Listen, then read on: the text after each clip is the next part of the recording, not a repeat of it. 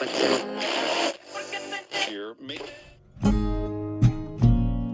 if we should die tonight, we should all die together. Raise a glass of wine for the last time. I see fire inside the mountain. I see fire burning the trees, and I see fire hollow in soul. Now, here's a little story I got to tell. All right, we are live, feeling fine. This is now episode 39. We're moving, we're grooving. I'd like to welcome you all back to the show. This is Giants Amongst Us, where we share in the unique human experience and where you're going to hear real stories that are told by real people, the relatable ones, people just like yourself. These stories, they come from different places. They come from all walks of life to let you know that it doesn't matter what you've been through. It doesn't matter what your past story says. It doesn't matter where you come from. Change can be had. You can shed that old skin. You can break old conditions, and you can rewrite old programs and start a new script in life. You're limitless. The spirit that lives inside of you is resilient. This is Giants Amongst Us. It's about transcending struggles. It's about transcending challenges and circumstances that we're not happy with, that we're not satisfied with, that we're not content with. It's about a new way of doing things. It's about a change in attitude. It's about a change in mentality. It's about a change in lifestyle, behaviors, habits. That change has to happen inside of you. And with these stories, with these testimonies and examples that you're going to hear from people that have their own unique journey that they've been through, how they were able to deal with whatever it was that life threw at them, taking accountability, not playing that victim card. And if they did, not holding on to it. It's time to let that go and take back control, take back responsibility and accountability for who you are and what you are, because that is when change can start to happen. Rather than looking for someone outside of us to save us, you need to turn it in and know that you have the power, the tools, and the resources to save yourself. So if this is your first time listening to the show, welcome, first of all. I'd like to invite you, once you hear this conversation, to go back to the archives, listen to past stories, to past guests, and hear what they have to say. Because all of these stories have that commonality about transcending and moving beyond struggle, challenge, handicap, setbacks, and striving and becoming something more. It's about change. It's about changing your reality. It's about changing your personality. It's about changing the inner dynamics that maybe have been keeping you back and hindering you from growing and evolving and becoming that giant that you are. So whenever time permits, after this, check out giantsamongustus.org, giantsamongustus.org, and there you can listen to past stories and guests. You can find ways to get in touch with them if anything they say strikes a chord with you. And you can even find ways how to reach out to us and let us know what you think about the show, what has helped you, anything valuable, anything you don't like about it, whatever it is. Speak your piece, speak your mind. You can find us by leaving a voice message or even just dropping a line and sending an email. Either way, even if you just want to let us know where you're listening from and how you're listening to the show, that's always nice to hear and read. So happy Monday to everybody. I'm happy to have another sit down to share with you all. And today, Benjamin joins us, and he's got a story to tell. So, bit of a disclaimer. A lot of my upbringing, I have to tell from the point of view of from what I've been told, because after 13 years and everything that happened, and I suppose one could say from things that happened in the childhood, I don't directly remember a lot of it.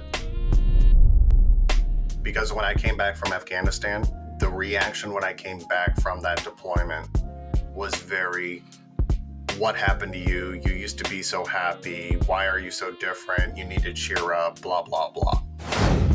I don't remember if I verbalized so much because I'm still recovering at this point from what happened on the deployment. I believe I may have actually said it was, I'm sorry. I just had a deployment to Afghanistan where 7 of my friends have died. Many more have been horribly wounded or killed. And I have seen and had to deal with things I would rather not have had to ever do in my life. And I'm questioning if this is something that any of us should have been involved with. Ladies and gentlemen, thank you for checking back with us. This is Giants Amongst Us, where we share in a unique human experience. And I'm pleased to have another sit down. I'm excited about connecting with another guest so he can share some of his walk through life, some of his journey, what made him, what almost broke him, what brought him back, and where he's at these days. So, Benjamin, thank you so much for taking time out of your day. You could have been anywhere, could have been doing anything, but here we are having a little sit down. So welcome aboard. How's it going? It's doing fantastic. And no, it is an absolute pleasure. I've loved bits of the show that I've been able to catch up to now. And we were talking earlier before we started recording, and you and I almost got sidetracked. And I guess it's a good thing we started hitting the record button. Otherwise, we would have definitely been running out of time to even start. Yeah, that's right. Yeah, exactly. That's what I get caught up sometimes, and we almost got lost in the sauce there. But it's only right that we hit the record and easily. Well, we know for next time we'll just hit record immediately. There you go. Yeah, get all of the juice. There we are. We'll go freeform. Right on. Just for starters, I always like to get a little background on the guests and a little backstory on some of their upbringing, and where they come from. So you mind sharing some of that with all of us here today? So, bit of a disclaimer. A lot of my upbringing I have to tell from the point of view of from what I've been told, because after 13 years and everything that happened, and I suppose one could say from things that happened in the childhood, I don't directly remember a lot of it. So thanks, U.S. Army, and, courtesy of whoever was making those rockets in Afghanistan, got a couple of brain injuries off of this. The childhood-wise, a lot of moving, a lot of Air Force stuff all over the U.S. I know I was in Germany, I think, until I was 5. Then I was all over the U.S., moving around with the family. I did join the military out of Florida, and I do kind of have memories of, say, talking with a recruiter, and that whole scenario was just, I was not happy with who I was, what I was doing, where I was going in life.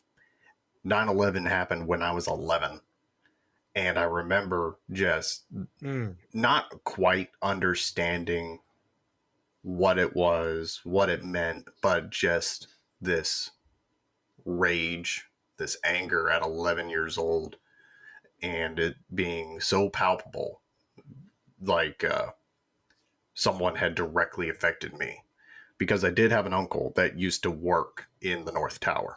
So as fate would have it, he had been fired a couple days earlier. So he wasn't even there anymore, and no one knew it. Wow. So there was some fortune along with the misfortune. Then fast forward, I'm senior year in high school, and an older friend of mine had joined the Marines, and he died in Iraq. So slowly, as I'm getting into the ages of, say, 17 to 19, I'm starting to lose friends very quickly in Iraq. So it was kind of inevitable that I was going to start putting a uniform on at an early age, and dropped out of college after I started failing classes. I just wasn't happy anymore.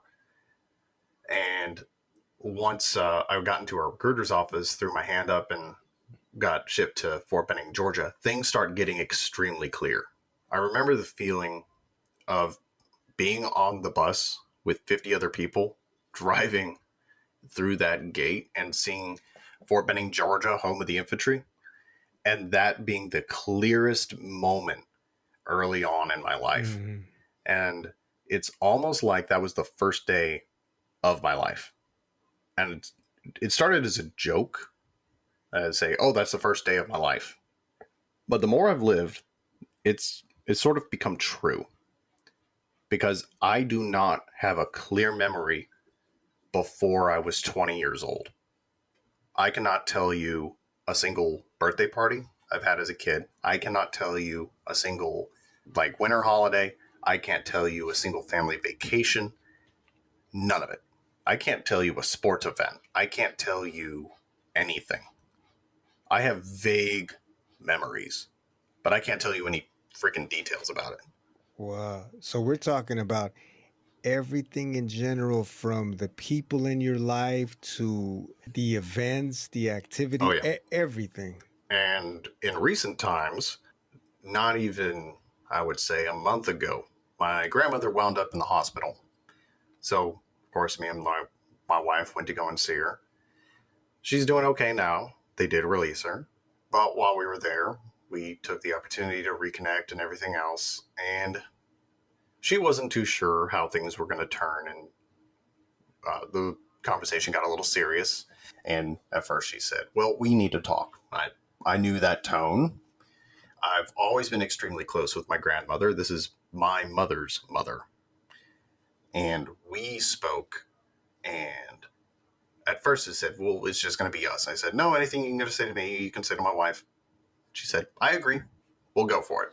And the more she spoke about the relationship in between myself and my parents, the more it started to make sense as to why I didn't remember my childhood. And every just hint as to why it felt like I didn't want to have that close of an interpersonal connection with them. And I'll summarize by saying there is a very fine difference in between being a parent and being someone who has had a child. So, yeah, that was one in particular. According to my grandmother, I was maybe 13. Went on a golf outing during a Thanksgiving holiday when I was visiting them in Georgia. I messed up a golf shot, and my father spent about an hour and a half screaming, yelling, and berating at me about not listening to him on how to swing a golf club. My grandmother's brother came back and said some very harsh words about my father and that he was a horrible human being, in summary. My grandmother couldn't agree more. Because apparently the only reason he was even allowed near the rest of the family was because he treated my mother decently and did not hit her. Now, I have no memories of any kind of physical abuse, maybe, allegedly. Who knows? I have no clue. So you're pretty much just left at the mercy of what people are telling you, or say your grandmother and this, and that to be true. Not to say that she would lie to you, but I mean, you're just left at the mercy of what people are telling you, and you don't know whether or not it actually happened or didn't happen. Let's just say. Right. Makes a lot of sense, though. Yeah. Looking at his personality and looking at how he acts now, and everything just kind of falls into place. Especially, you have those gut feelings when you're interacting with someone and you just kind of, there's that little hint of, I don't know if I should be listening to this person. Or when someone calls you on the phone or sends you a text, you get that gut feeling of, oh God, they're calling, or a text from them. It is constant. Were you the only child? That. No, I have a younger sister. They dote on her. Last I know, I have no idea.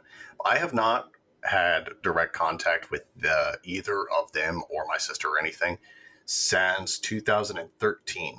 Okay, that's been a long time. And it was by Yes. choice, correct? You cut them off? Oh, that was 100% by choice. Because when I came back from Afghanistan, the reaction when I came back from that deployment was very, what happened to you? You used to be so happy. Why are you so different? You need to cheer up, blah, blah, blah.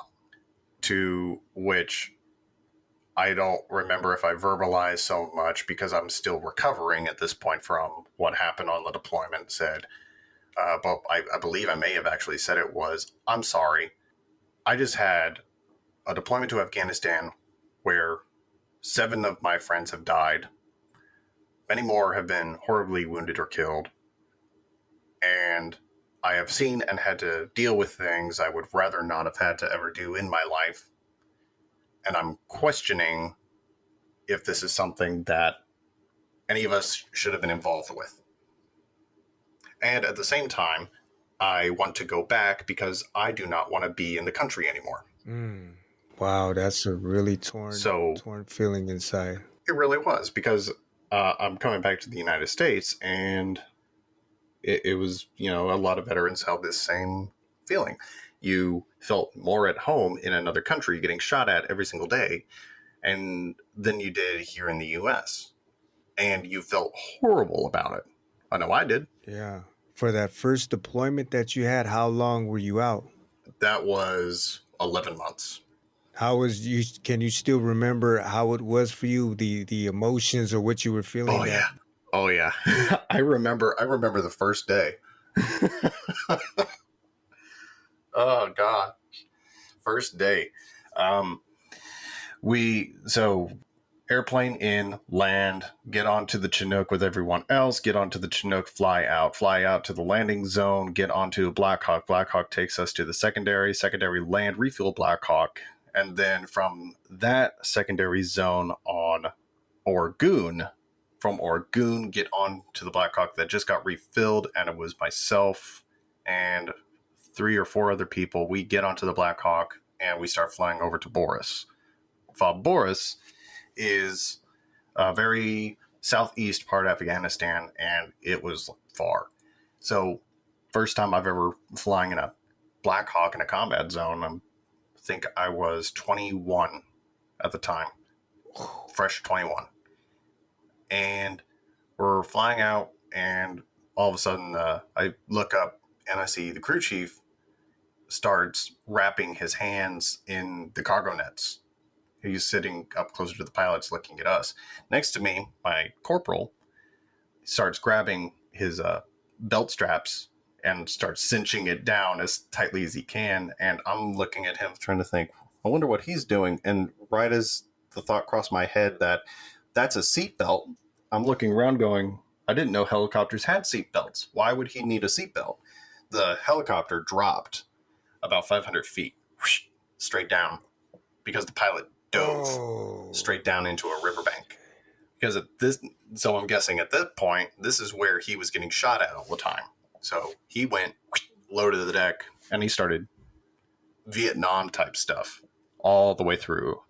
He already knew. They already knew the protocol, and it was your first day on the job. Yeah, I went, oh God. Oh man. Worst roller coaster I've ever been on. Did you have all those, the fear, the anxiety, the butterflies? Did you have all, or you just were locked in on the mission? Oh, I got caught in once he leveled out and I could see the fob. It was rushing through so much. I went, did we just get shot down? Are we rushing? Is he fucking with us? Everything was just quick.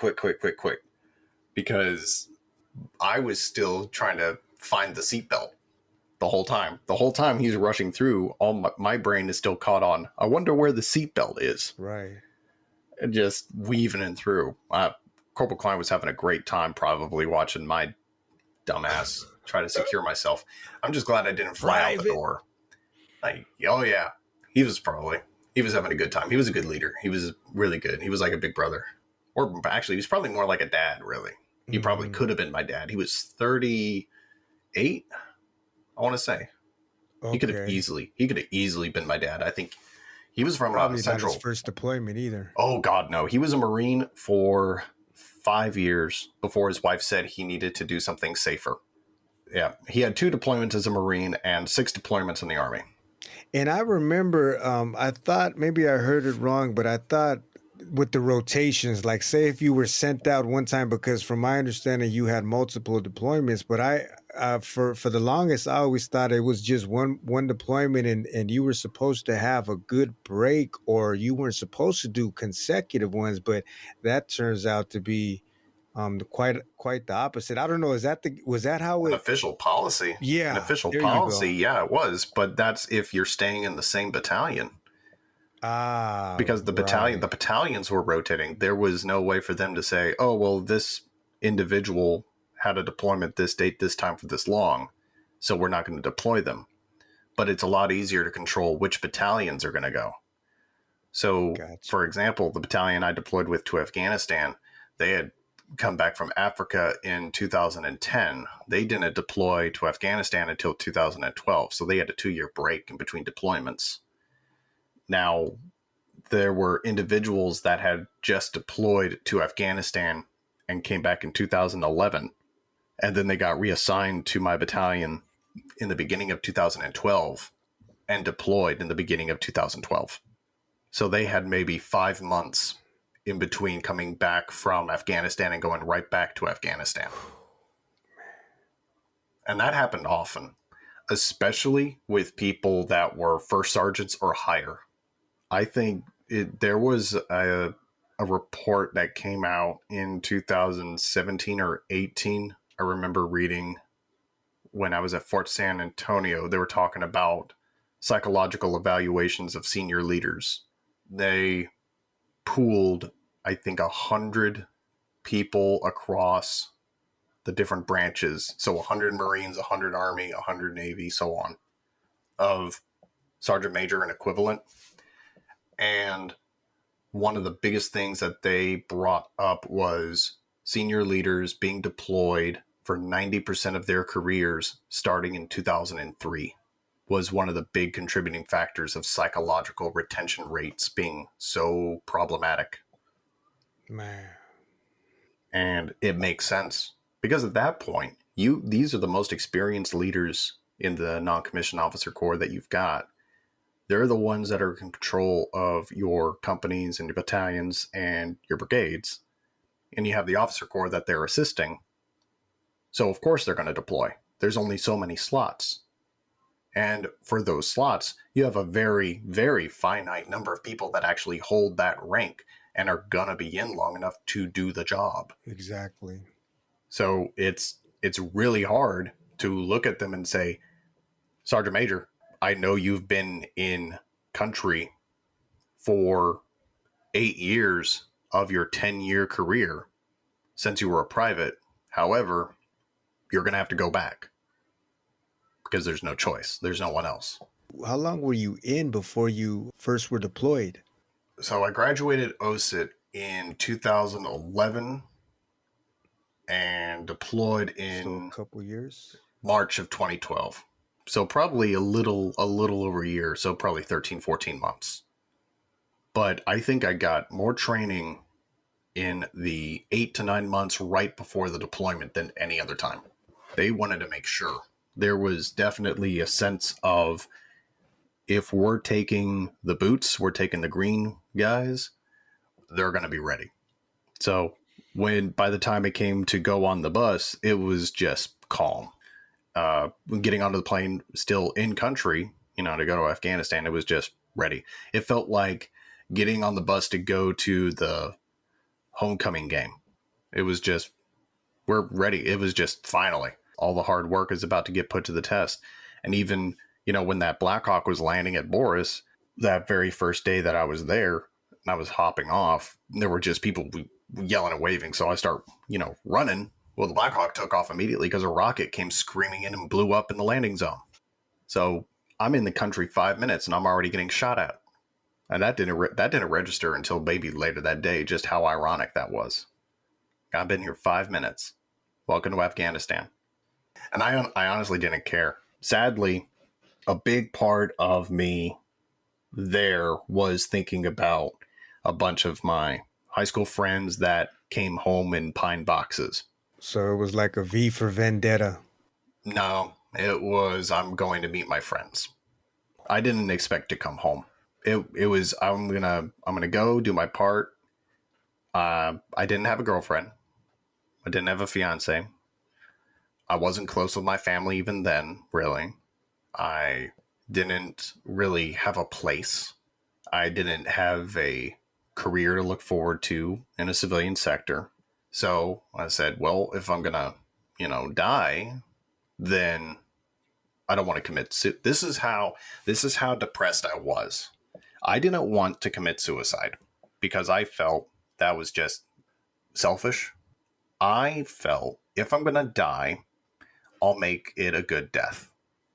I will go and fight and not purposely put myself into harm's way, but I will go and fight until I die. And I honestly planned to stay deployed or do anything I could to stay in combat zones until I was dead. That sounds like a And suicide just, mission. it really was. Was I some Rambo, super tough, like SF guy? No, I was a regular grunt. I was worse than an 11 Bravo. I was a mortar. I was an 11 Chuck. I was around explosives. And don't they call the grunts the bullet catchers? Oh yes, I was. I was a smart grunt. I was an 11 Bravo that could do some math. Really, that was really it. So I'm walking around with a mortar, like a 60 millimeter mortar strapped to me, a bunch of grenades on me. I've got 60 millimeter mortars in my bag. I've got, at one point, I had a grenade launcher on my rifle. Like, I was loaded. You're the 4th of July in flesh. Oh, God. No one wanted to walk around me. It was great. And I think it took me 4 or 5 months in that country to kind of start looking at everything outside of this really foggy haze. Probably less, like 3 months maybe. And I started to really just kind of pay attention and look at that country not as a potential graveyard, but I started remembering books I had read when I would just sit alone in the barracks. One of them was a book by a Cambridge professor in the 80s, and it was The Graveyard of Nations, a book on Afghanistan. And there was mention of Alexander the Great when he marched through that place. And I started looking around because he marched through that same area. And the funniest thing happened when I started thinking about it. Down in this riverbed where we were patrolling, there was this large termite hill looking thing. And we were walking right up to it. And as we got closer, I saw little carvings on the bottom of it. So me and another guy walked up to it with our interpreter. And sure enough, it was Macedonian writing on the bottom. It was a watchtower that Alexander the Great's army had put up in Afghanistan. And there was just, I can't read it, but there were pictures around it and everything else. And it just kind of showed the same imagery that soldiers nowadays put on the inside of porta-johns. You know, very graphic. And I'm laughing going, my God, soldiers have never changed. And we're just laughing and pointing at all this. That's like a almost a reminder. There's nothing new under the sun. Never. It was like, so it kind of made me think, like, how many of these guys didn't want to come here? How many of these guys wanted to come here? How human were they? To many of us, these historical figures are gods, but there were so many that were with these historical figures that we revere that are nameless and remain nameless to history, that were real men and women, real sons and daughters, real fathers and mothers that lived lives and were just the same as you and me. And that kind of had me thinking. And that was all the way back in 2012. And I don't know, that watchtower sparked this idea, this fantastic idea in my head. And it shot off in all these other little directions where I started imagining scenarios where it's like one I like to joke around with my buddies is, imagine what it was like to be George Washington's quartermaster and having to deal with his crap. You just have a report and say, George Washington, sir, this is the 8th horse I've had to requisition for you today. Can we put you on a horse that's not white or gray? You keep getting them shot. I have a really nice black one right here. Okay, this is getting expensive. Please. George Washington just, but I don't look good on a black horse, sir. I give 2 shits. You're getting on the black one. But the painter, what painter? What do you mean painter? Well, I have a personal painter that comes with me and paints all my portraits. What portraits? Why do you need portraits? Well, I'm going to be president. What the hell's a president? You know what? Never mind. I'll get you another gray horse. Shut up. And then a few months later, sir, please sit down in the boat. And who's this guy on the riverbank? Why is he painting shit? Yeah. Just like funny little things in my head. Who are these nameless people that have seen history and had no idea that they were witnessing it, and just those ideas? And then, of course, that all stemmed into what later became what are the makings of my fantasy series that I'm in the middle of writing. And when I started really getting deep into the weeds of writing it all these years later, that's been a very big source of comfort and therapy to just explore trauma, explore psychology, and to get over a lot of the things that I've dealt with. Like if anyone reads the first book, there are some very dark and disturbing and graphic images that are in that book that when I was thinking back and describing these things, they're based on events and experiences that I had to deal with personally. Wounds that I had to help people with, or memories that I personally have had, other issues that me and my friends deal with on, if not consistently, on a daily or hourly basis. I mean, today, not even kidding you, today, I have had for maybe years an alarm on my phone to wake up. It's called, it's a Spotify playlist called Relaxing and Calming Bird Sounds. Okay. I woke up early, was making coffee. The alarm goes off and my phone was not near me. And I had a PTSD attack because I thought that bloody bluebird noises were rocket attacks. So I can no longer use that alarm anymore because bluebirds trigger my damn PTSD. Great. That is awesome. That's fantastic. But yeah.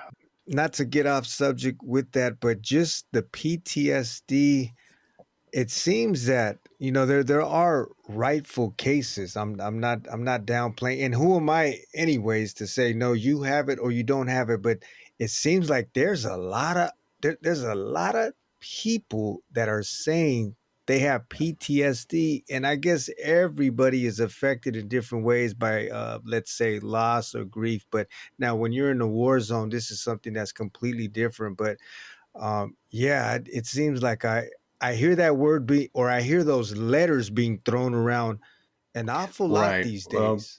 I've been talking with I just had another interview recently with, I apologize. That was a phone call from Idaho. No worries. I had a bill collectors talk. No. I had an interview recently with the Forensic Nurse Files podcast.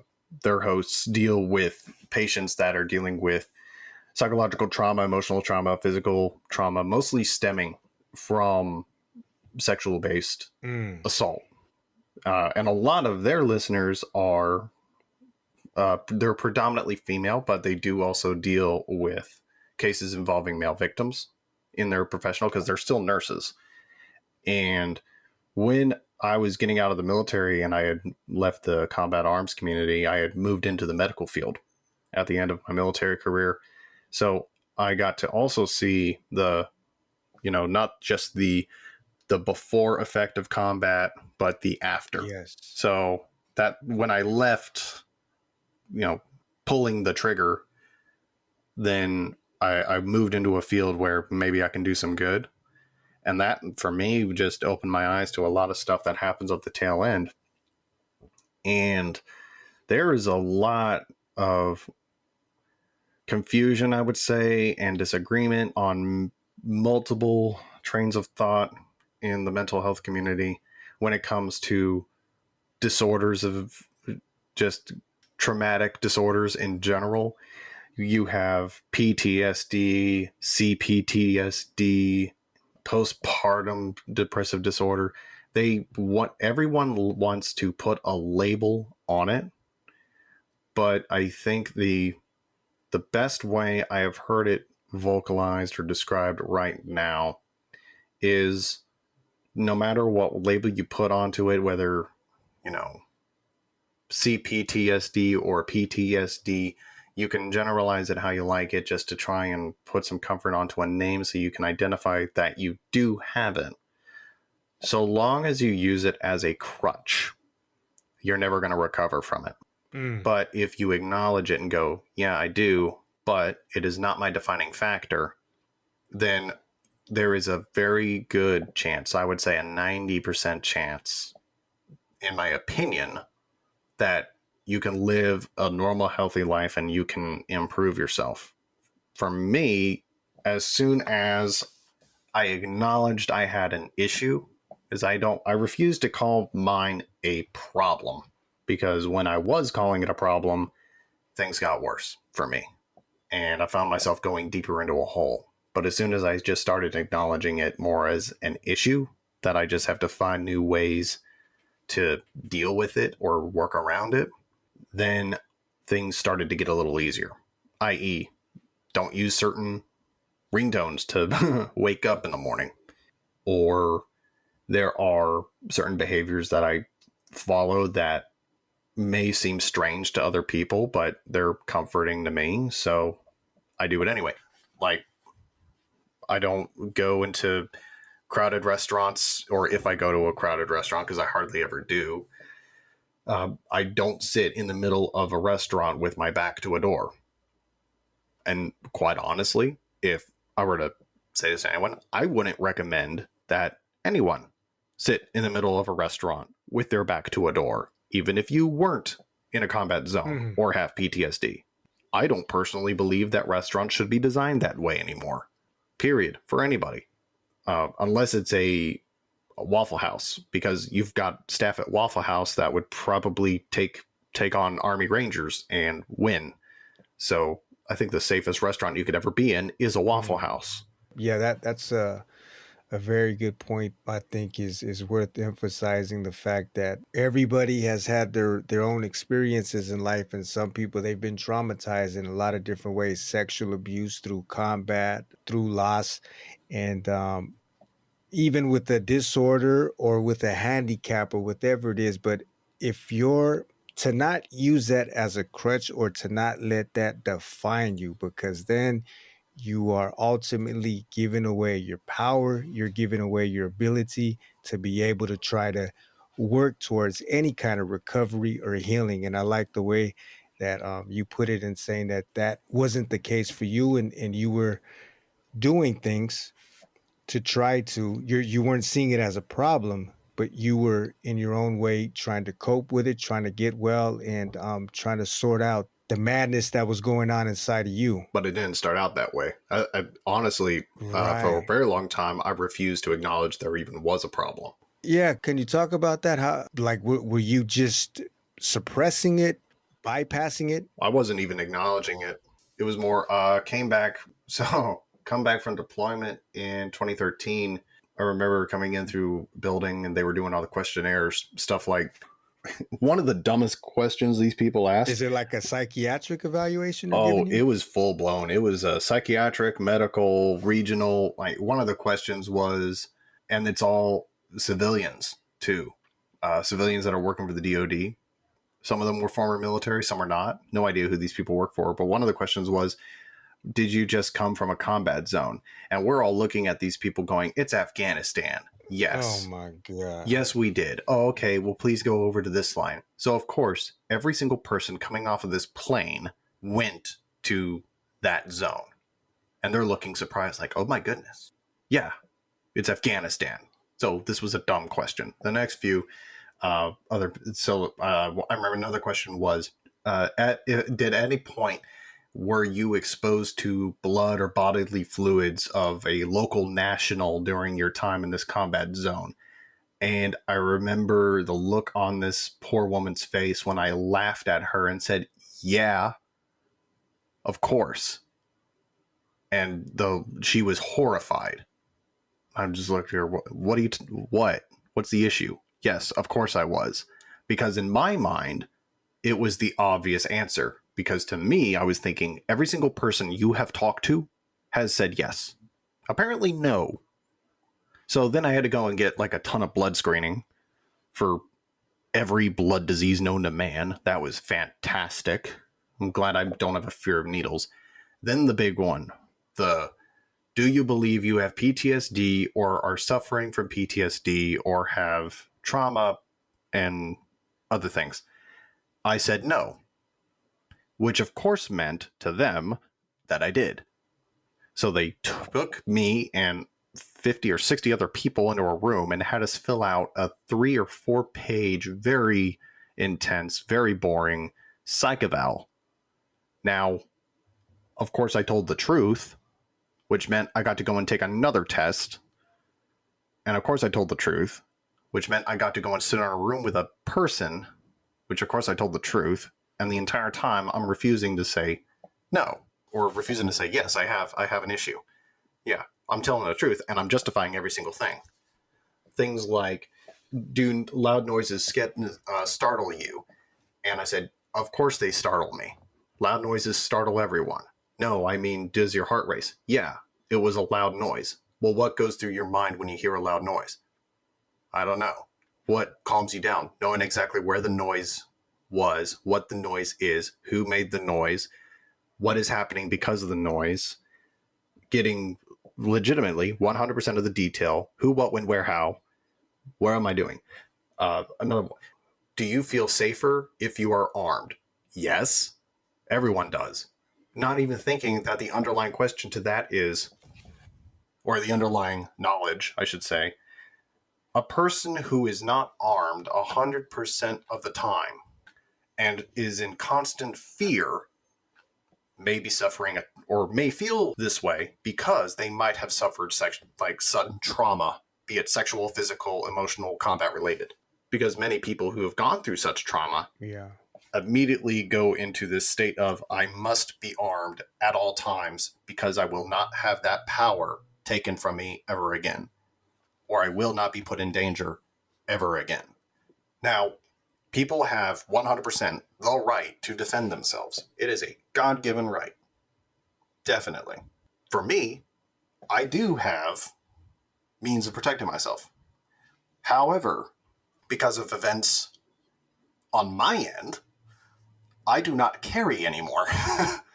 Because, thank goodness, I got stopped by my wife because, my God, I did not want to be a news story at 7 p.m.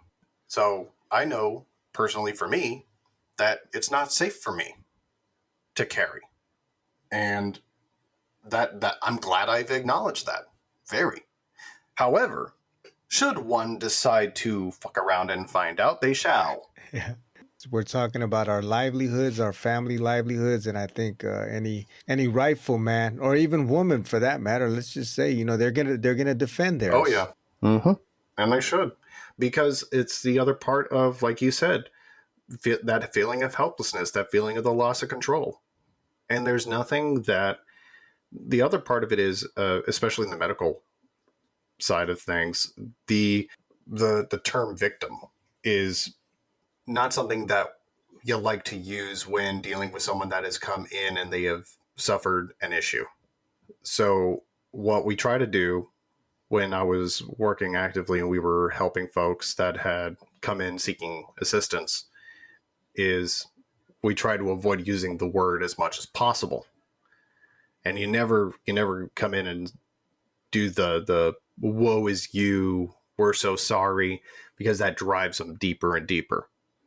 What I found for me in a lot of cases was people that are coming fresh off of it, especially when it came to sexual assault victims, was reiterate the fact that you are not at fault. You had nothing to do with this. You are going to come back stronger. You have the ability to make sure that this never happens to yourself ever again. You are not responsible for their actions. You did nothing to deserve this, and you're not a victim at all. This is unfortunate, and this is horrible, and we're going to do everything we can to help you, but this is not over, and you're going to fight, you're going to win. I would treat it as much as you would treat someone that is suffering from cancer. Because as soon as you give someone hope and you give them that chance to push forward, to reach out and grab a hold, they're going to pull themselves up. And it's incredible to watch. You can see people claw their way out of the deepest, darkest hole with nothing but willpower. Yes, the human spirit is resilient. That sounds like what you're doing there is you're empowering these individuals to find the resources and the inner grit to come out of it themselves. With the little push, with we all need that push and that lifeline sometimes, but that's all it takes. And Oh, yeah. you watch them really, really, like you said, work themselves out of a ditch, a hole, a black meaningless pit, and yeah, they can do some extraordinary things, let's just say. You and I know better than most. I mean, how many times have we use a perfect example? You and I, we both, everyone who's gone through basic training or any kind of team, sports, military, law enforcement, whatever, there was always been that one really heavy set guy that just wasn't. But when there was that moment where he did something physically incredible, whether it was lifting something huge or running faster or beating the crap out of someone, there was always that one, the really, really big guy or the very small 4'1" guy from Poughkeepsie, or, there's always those outlier people that you would look at and judge and say there's no way, and they can just do something amazing because they want to. That's right, sheer willpower. And that's all you need. You just need to want to do it. Yeah, that's a fact. So, and that's something that really drove it. So, like you mentioned writing the book. So Bart, the swordsman who is one of the protagonists I featured in this first book, Hero of Oria, is a mercenary who has got some issues. He does have PTSD, but I did not make this a defining feature. That's something I absolutely hate. I don't like books that are, you would call it like just trauma dump books, where every other sentence is, oh, I have depression, I'm sad, I'm depressed. I don't like that. I'm sorry. And how I've been around those type of people as well. And that's just like, in a way, it's, I don't know about other people, how they feel, but to me, that, for one, it gets on your nerves to keep hearing something like that. But then another thing, it just drains like the whole life. Yeah, it's like an emotional vampire. The energy. But they feel better. Yes, exactly.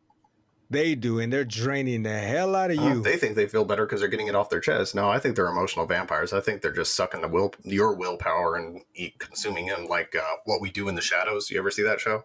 No, I haven't. Check that out. There's a guy that literally, he's a, quote, emotional vampire or something like that. Woe is me. Yeah. He just makes people depressed, really. And when they get depressed and lose the will to live, he feels stronger. I swear. I went, man, maybe that's what maybe that's what vampires really are. It's just people that make us miserable. Yeah, they emotionally dump all of their baggage onto you. In a way, I guess that does make them feel a little lighter about things. Exactly. At your expense. Yeah. Maybe that's where the real ones are, and they made the whole drinking blood thing to cover their tracks. That's the real myth. Vampires exist. We've solved it. They do, yeah. But no. Crack the case. Yes. Call me History Channel. Call me. There you go. I got you. I'll charge you a case of beer and a bag of Doritos. Okay, that's a cheap date. I'm real easy. I'll even do my own editing. But yes, so you were talking about the character or people that emotionally. Oh yes. So he is just I wanted him to be just someone anyone would know. So I don't even give a lot of physical descriptions to him. I make him not generic, but I give enough where you have a vague idea to lean you toward someone that you would know. I want people to read this character and have someone in mind and fill in the gaps so that they feel they knew him. That was my goal with this character.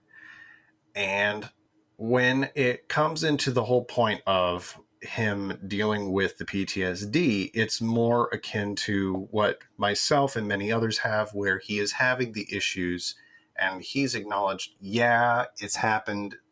I'm dealing with it. I'll be all right.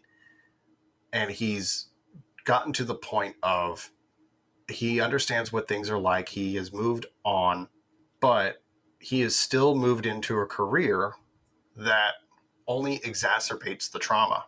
He's a mercenary. Oh, where man. he has those memories of when he was a young child and that first time he was on a battlefield and he just saw death and destruction. There was blood, bodies mutilated, and he was a young child as a squire to a knight, and just this horror that was thrown on him.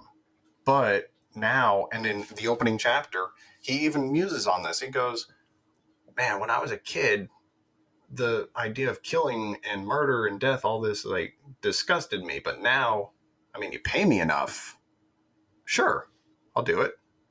So it's just kind of become this habit. It's just something he does.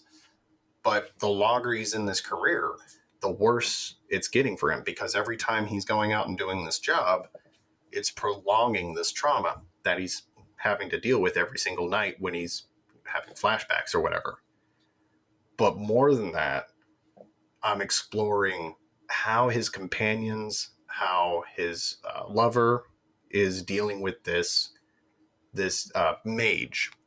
And she has this power, she has these abilities. But at the same time, there's nothing she can do. And that kind of reflects to the idea of we have people in our lives where in our own ways, we feel I can do anything. You know, I can fix an engine. I can fix the plumbing. I can change a tire. I can read this. I can do that. I can learn all this stuff to try and help people. But then when I go to these people and they have this issue, why can't I fix them? Why can't I do anything? Why am I so helpless? So it's not frustration. It's this hopelessness of being outside of someone with these issues and not being able to do anything about it, even though you know what the issue is, but you can't put a grasp onto how am I going to fix this? And you have to just slowly watch them fall apart. And they don't even know it. They're not acknowledging it. And you have to just stand there. But that's just kind of a background intrapersonal element in between two characters, because the entire story itself is more of the hero's adventure with grandeur. There's an evil sorceress. There's a threat of invasion from a war band on the other side of a barren landscape. There's a mystery of a newly discovered evidence that the former queen had been murdered. The king has gotten so depressed that he has decided he will abdicate the throne because he has just learned that his newly found assassinated queen actually had a son before she died, and he wants the son found so he can hand over the crown and he can just retire. His two cousins are vying for the crown because they believe that the prince is a myth. There's political intrigue, magic, assassination. If you like fantasy that's a little more steeped in reality, especially if you've seen things like Harry Potter and you look at it and go, wow, magic just solves everything. Imagine, if you will, magic had a very real cost and there were extreme limitations. If magic was, say, more scientific with it, like it's raining out, fire is not a viable option. Or if you've ever played the tabletop role-playing game Dungeons and Dragons, Yeah, I remember that. I've played Dungeons and Dragons therapeutically for years. So Therapeutically, wow. therapeutically, it is very helpful if you want to get rid of your trauma and get escape from reality for a couple of hours with some friends. Oh yeah, Dungeons and Dragons, any tabletop role playing game, I highly encourage it. Yeah, and it sounds like for you, how did this whole process come to be with you writing a book? Because it sounds like you put a lot of time, thought, energy into these characters. How long was that process overall? So, do you remember that Watchtower in 2012? Yeah. Started way back then. Well, now we're talking about where you started to see these Yeah. engravings. You know, I'm Yeah. curious. Speaking of that, just out of curiosity, because especially where you were at, this was a highly concentrated area with a lot of activity, a lot of history. And I'm asking you this because I've been to a few places and visited. Let's just say in Greece, you have the Oh, amphitheater. In gorgeous. Rome, you have the Colosseum, and so you have this concentration of energy. And for me and my wife as well, a few of those places, when you walk there, you stand on it, Oh, yeah. there's a presence. There's something strong. There's no denying. Even one of in the amphitheater in Greece, we were in Krita in Rhythmno. I might be saying it wrong, but just standing in the middle of that amphitheater, and there was like a huge presence that it was undeniable. I felt it. My wife felt it, and she actually kind of pulled away from it. She was like, "This is a little too heavy." Or even in Turkey, there was another in Ballroom. We went to one of the there was a auditorium that was off the side of the road right there, and I think it was there where she felt it, and it was real heavy, both of us. But I'm saying all that to ask you if in any of those places did you feel this high concentration of energy or something of When the like? when I was near that watchtower, I could almost feel boots marching on that road. Like, no joke. It was fantastic because I could remember the legends where, I believe if I it. remember the stories correctly, when Alexander marched his army east through Afghanistan, it would take his army 3 days and 4 nights to march from whence a stone had been dropped from the front of the army to pass that stone and the rear to do the same. His army was massive, and the ground would tremble when he walked, the rivers would run Wow. dry, and the grass would wilt from the hunger of horses. Just the sheer manpower that man had under his control to go after India. And just standing at that tower, just they would have to build these things just to make sure that the line was not going to get Man. ambushed. Because even back then, the local tribes that were there, they didn't want anything to do with the outsiders coming through their land. Even Alexander, after a couple of skirmishes with the locals, said, "You know what? It's not worth it. We're going to go through and we're going to go after India. We're not even going to try here. We're going to go straight through. It's too difficult." And there was this idea that maybe there was so much there, it just Wow. permeates. Now, again, there's places in Afghanistan where you just permanently smell the blood. There was a place we stayed a couple of nights where, from what one of the interpreters and one of the older guys had told me, a bunch of Russians during the Russo-Afghan War in I think the 60s or 70s, they were obliterated up here. They were burnt out, troop carriers and tanks and just wreckage, just absolutely mangled and destroyed not too far from there. And it was just eerie. Middle of the desert during the day, and it was cold, sickening cold. You could smell blood. And I never had been in a place in that desert, in the mountainous areas at least, where there was no wind. Usually you're gumming up and down these mountains. You've got a breeze that kind of twists around, but you get into this one area and it's just weird. So weird. And it just kind of creeps you out, you know? But it's, again, Afghanistan is one of those places that it leaves a mark on you more than you think, because with all the horrible stuff that was there, one of the most And I'm very grateful that this is one of the most profound memories I have of the place. We were on a patrol that was supposed to be 3 days, wound up being 9. And remember one morning I was real pissed off. Woke up very early before it was even daylight. I was just sitting there staring off into the dark under my night vision. I realized the sun was about to start coming up, so peeled off my MVGs and just decided, I'm going to watch the sunrise. And I watched the sun come up, and the explosion of color coming up over those mountains. It was like every single color in creation had been put into that mountain, just rolling, almost like rivers of fire were pouring off of the horizon. Red, gold, amber, green, just rivulets of shining emerald and teal dotting pockets of fire. Wow. And it moved almost like rivers of serpents flowing down into the mountains and the valleys. And when it hit the valleys, it would catch the foliage and light it up from underneath like torches.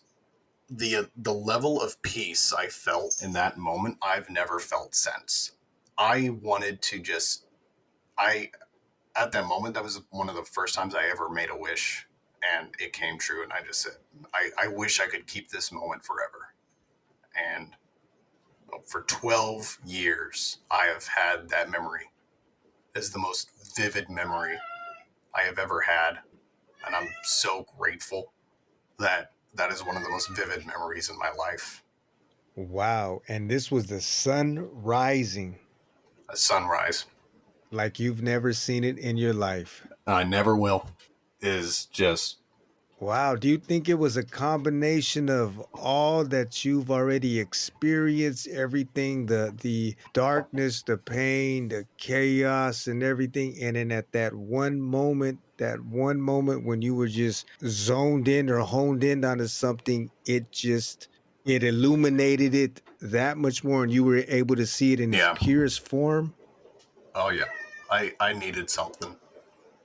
It was definitely, it would call it God, call it the universe, call it divinity, call it what you will. And it answered.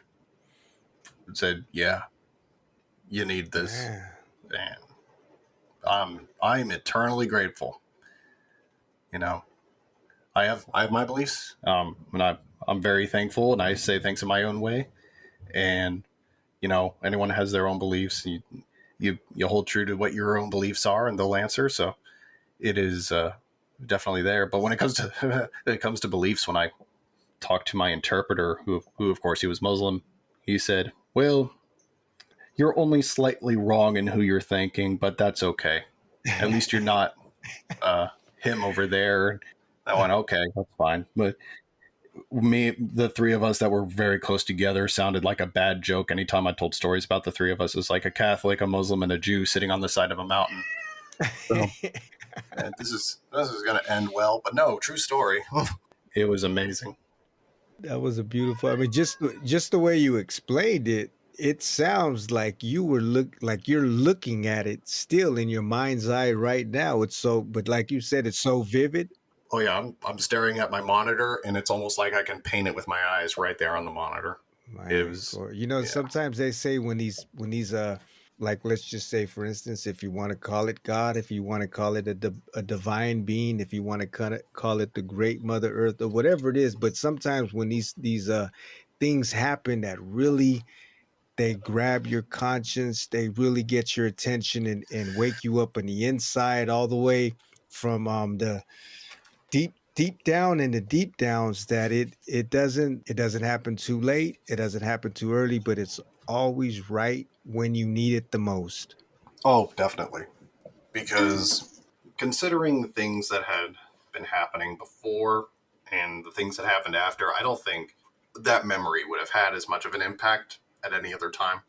And that had to have been another one of those moments that kind of drove in how to use words to explain just what I saw, and I guess is just another stroke of the painter's brush, if you will, to help me with language and how language can help to describe a scene or a setting.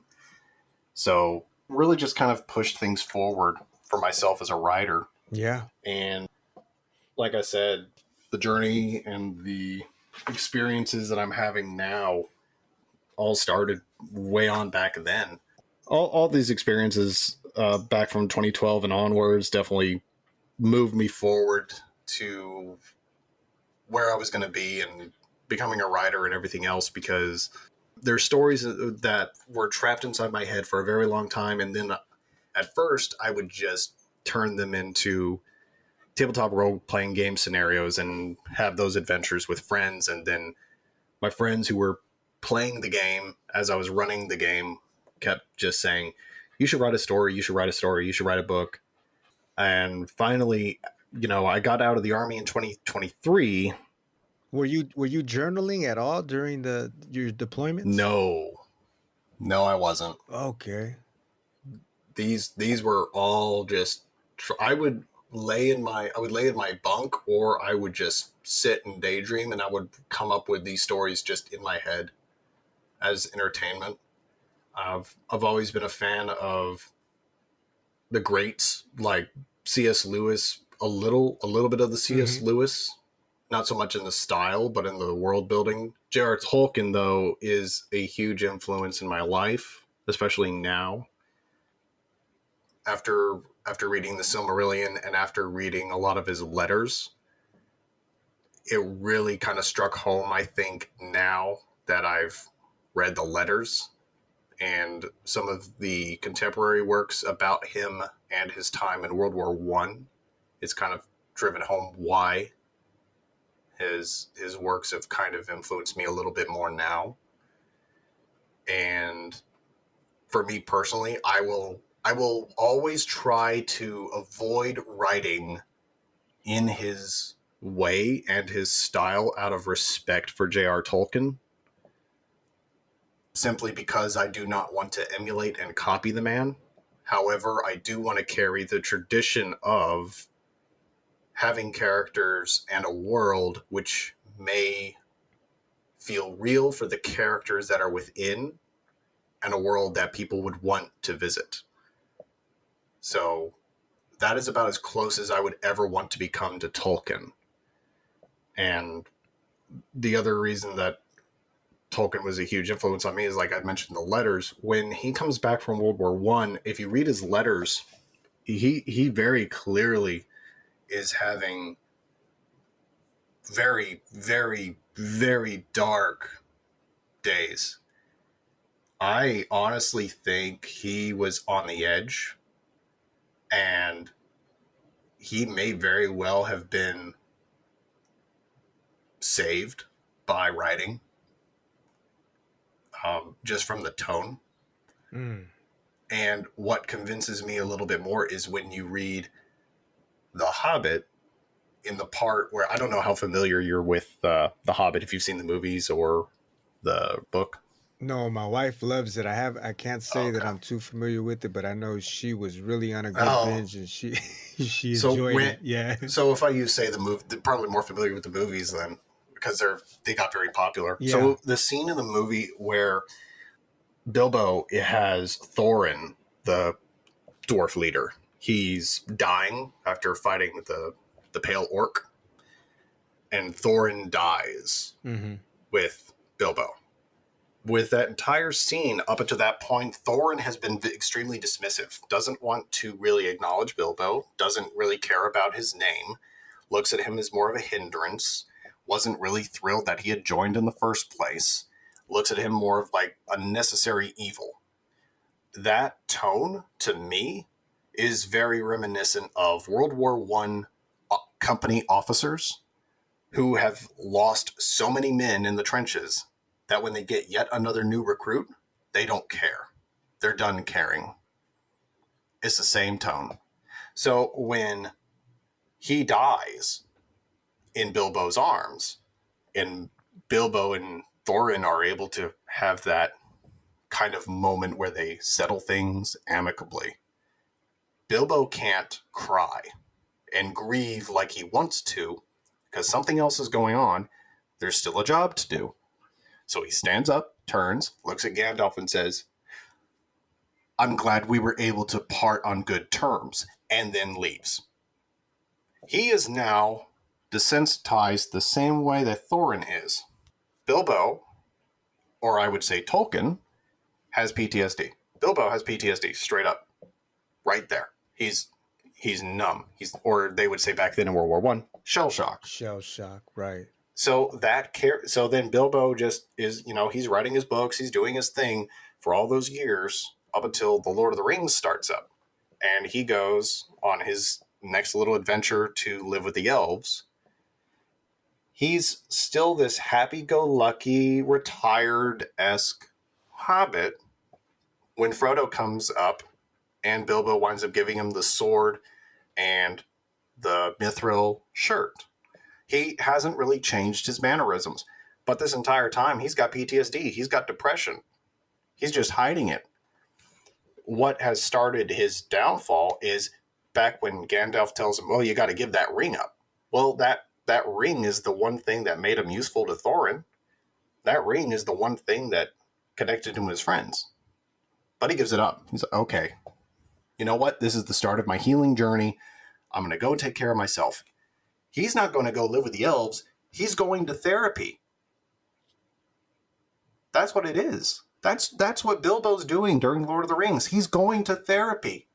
He knows he has a problem at this point, and the first step is to get rid of something, addiction, and give the addiction up.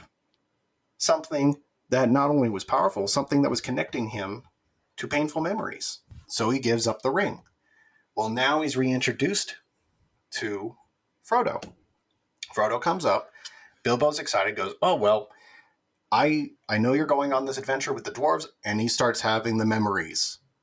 He's remembering Thorin. He's remembering the other dwarves. He's remembering the battles. He goes, oh, great. Well, you're going to need mithril shirt. And he holds up this shirt, the same shirt that his friend Thorin gave him. Says, well, it protected me. It's going to protect you. I don't want you to die like my friends did. Okay, there you go. Then he grabs Sting, the sword. Thorin gave him that sword. Thorin made sure that he knew how to use that sword. Thorin also kind of mocked him about the sword in The Hobbit. Well, he gives Frodo that sword. That's now 2 more things that connect him to all of his friends on his adventure. He's giving everything up. He's losing every connection he has to his friends. He's losing all of his memories. So when he asks, can I see that ring one last time?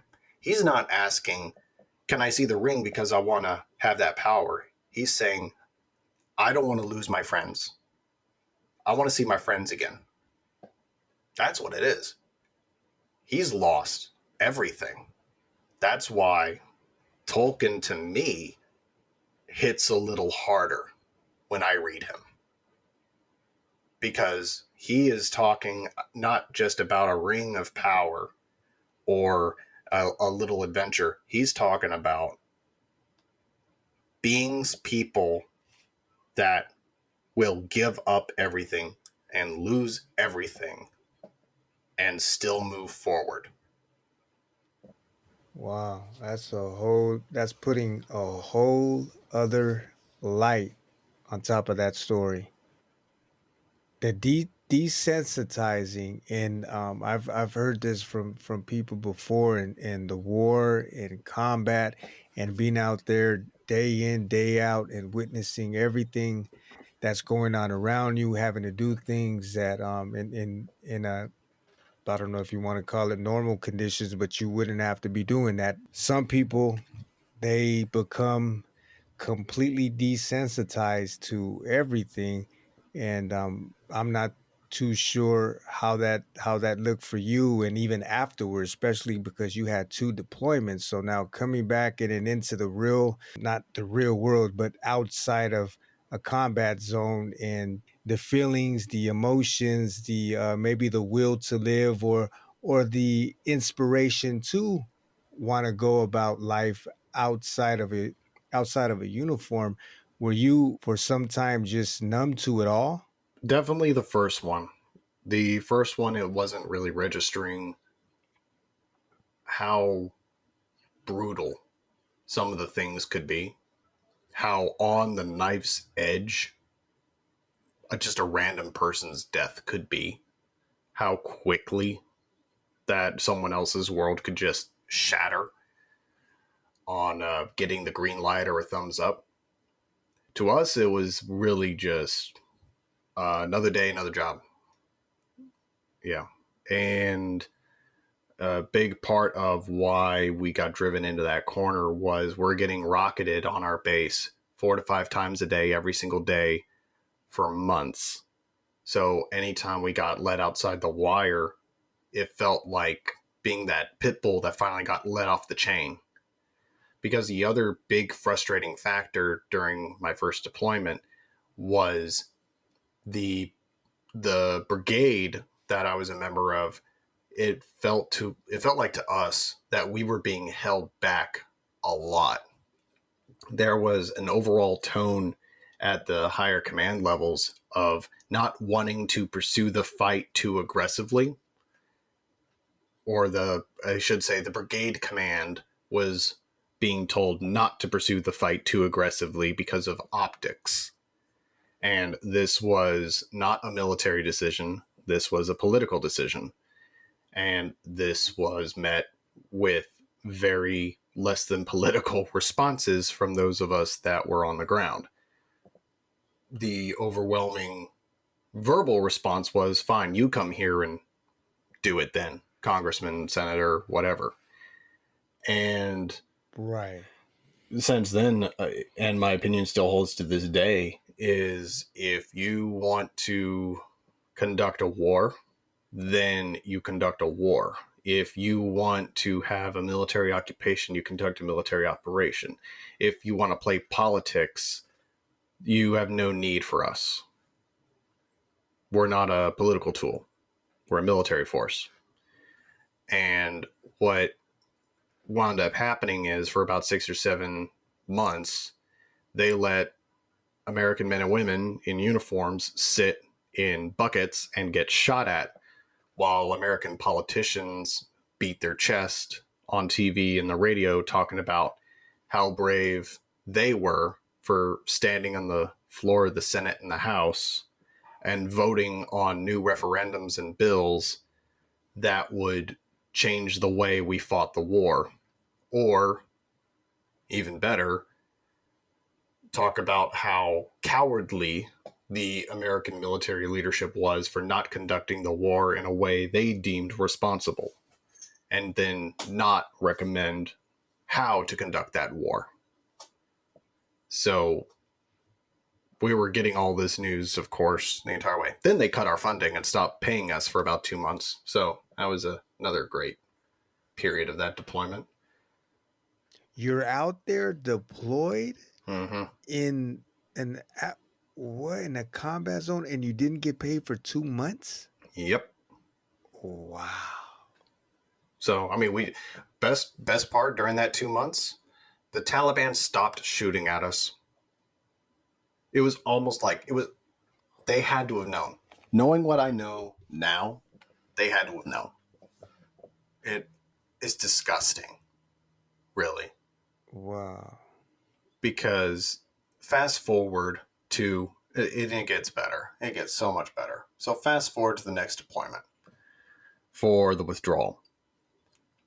When we start getting the refugees in, and at this point I'm with a medical unit, we're getting people, we're trying to just take care of injuries, inoculations, blood infusions, anything we needed to do before we get them on planes and evacuate them. The worst part about this entire thing was kids. Kids that absolutely knew what had happened. So, I mean, I wish that these kids would just scream and cry. They wouldn't. The worst one that sticks with me is a 4-year-old girl that was leaning up against a tent, and the look of just dead look in her eyes. And all I could think was, please scream, yell at me. just blame me. I don't care. Just show me an emotion. And Nothing. nothing. Wow. And that haunted me. Still haunts me. Now, the majority of the children you were seeing at that time, they had no emotion. It was very muted. If they had any emotion, it was muted. It was very downtrodden, very confused as to and it was confused in the way of, I thought the Americans were here to help us. Why do we have to leave Afghanistan? Why didn't they win? Why are the Taliban here? Why is or the better one, why is the American government helping the Taliban? Do you know how many times I had to, through an interpreter or through broken Pashtun and broken Farsi, explain to Afghans that the American government is not, to my knowledge, an ally of the Taliban? And they did not believe me. The Taliban was going around screaming, "Glory to the Taliban and our American ally government." When you have the Taliban declaring the American government their great ally and not the white devil, keep in mind, the American military was their enemy, according to them. The American government was their friend. Makes sense to me, though. Because to us, when we were over there dealing with that crap, having the Taliban and the American government face off against the American military made a lot of sense. So there was, on the American military side of things, especially after Abbey Gate, the tone of uniformed persons and in between uniformed persons and the military and the federal government took a very sharp turn. Especially after what the federal government's reaction was. I'm disgusted to this day about what happened. More so because the Taliban told the federal government that the airfield was too dirty. So the American ambassador and the liaisons came down to our staging area and ordered us, quote, "You need to put some people together and organize teams to clean the airfield so that the Taliban can come in and stage on the airfield because it is too dirty for them. So you need to pick up all the trash, move all the burned out vehicles, get rid of all the torn down tents. Any of the broken equipment needs to be put over by a refuse side.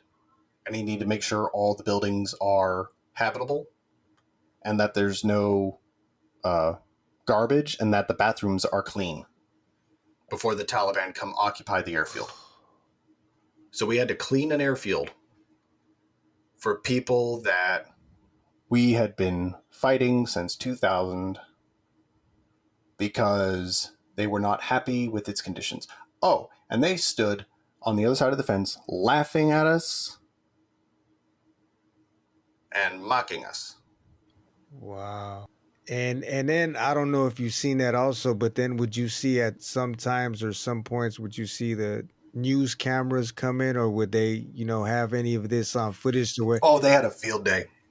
They had a fucking field day. So that's what to me, it sounds like, correct me if I'm wrong, just from the outside looking in, like as if all this was just a showpiece put together so then it could be presented in a certain way to the American public and to whoever, the rest of the world, as to what is going on and what they would like them to see. You know how many Americans work for Al Jazeera, apparently?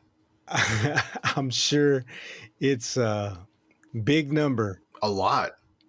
That's a lot. At first, I thought it was CNN. I thought it was CNN until they walked up and I saw the badge. That doesn't surprise me. But I saw the same footage from Al Jazeera on MSNBC and CNN. At the expense of lives. So almost all this, like all these things that happen, compounding. And I'm not alone in this. All this stuff just... And you're in the front line and you're seeing this. You've already been through, this is your second deployment, correct? This was the second one. This was the end because I almost had, this was almost my third deployment, because the one that was supposed to be my second was supposed to go to Iraq when I was in Alaska. But I was medically reclassed out of the infantry back then. That was in 2015 or 16. And that one threw me off the edge, because back then I got reclassed into medical. So by the time, fast forward into withdrawal from Afghanistan and Abbey Gate, by that point, I'm already in a medical unit. But there's guys that are in this cleaning detail that have been combat arms and have 6, 7, 9 combat deployments in Afghanistan and Iraq that are now having to walk around with gloves picking up garbage in front of the Taliban. Wow. And this is to clear the airspace. Mm-hmm. On the count of the Pentagon or whoever the powers that be, you know, behind the scenes, nice suits and shiny shoes and playing politician or politrickster. Oh, but the military brass, they're not exempt from responsibility on that call either, because those generals and higher, they had full authority to say kick rocks, no. But exactly, you've seen this from the time they get to a certain rank in the officer corps. They're, especially nowadays, you are no longer a military officer, you are a politician of uniform. There are a very select few that I have personally seen that are true blue officers that have full command and authority and respect of their men. We are no longer in the age of Patton and Montgomery. Those days are dead. We're no longer in the age of Mattis. When he was in uniform, I should say. Those days are dead. It's safe to say then the morale of everybody around you was about on that same frequency. You guys were seeing toast. What's going on here? Toast. It was going down. It was already going down by the time the federal government's response after Abbey Gate had been nothing. We were baying for blood. So when that happened, I can't even say it that way. There were multiple combat units, specialized combat units, within a hour, striking distance of Abbey Gate and the airport. There were assets within minutes of that area. You can literally pick up a radio or the phone and say, go. And the war's back on. And they were there. They were all there. If not all, a good chunk of the people we needed to kill were right there. And instead, Joe Biden decided to lean back and take it.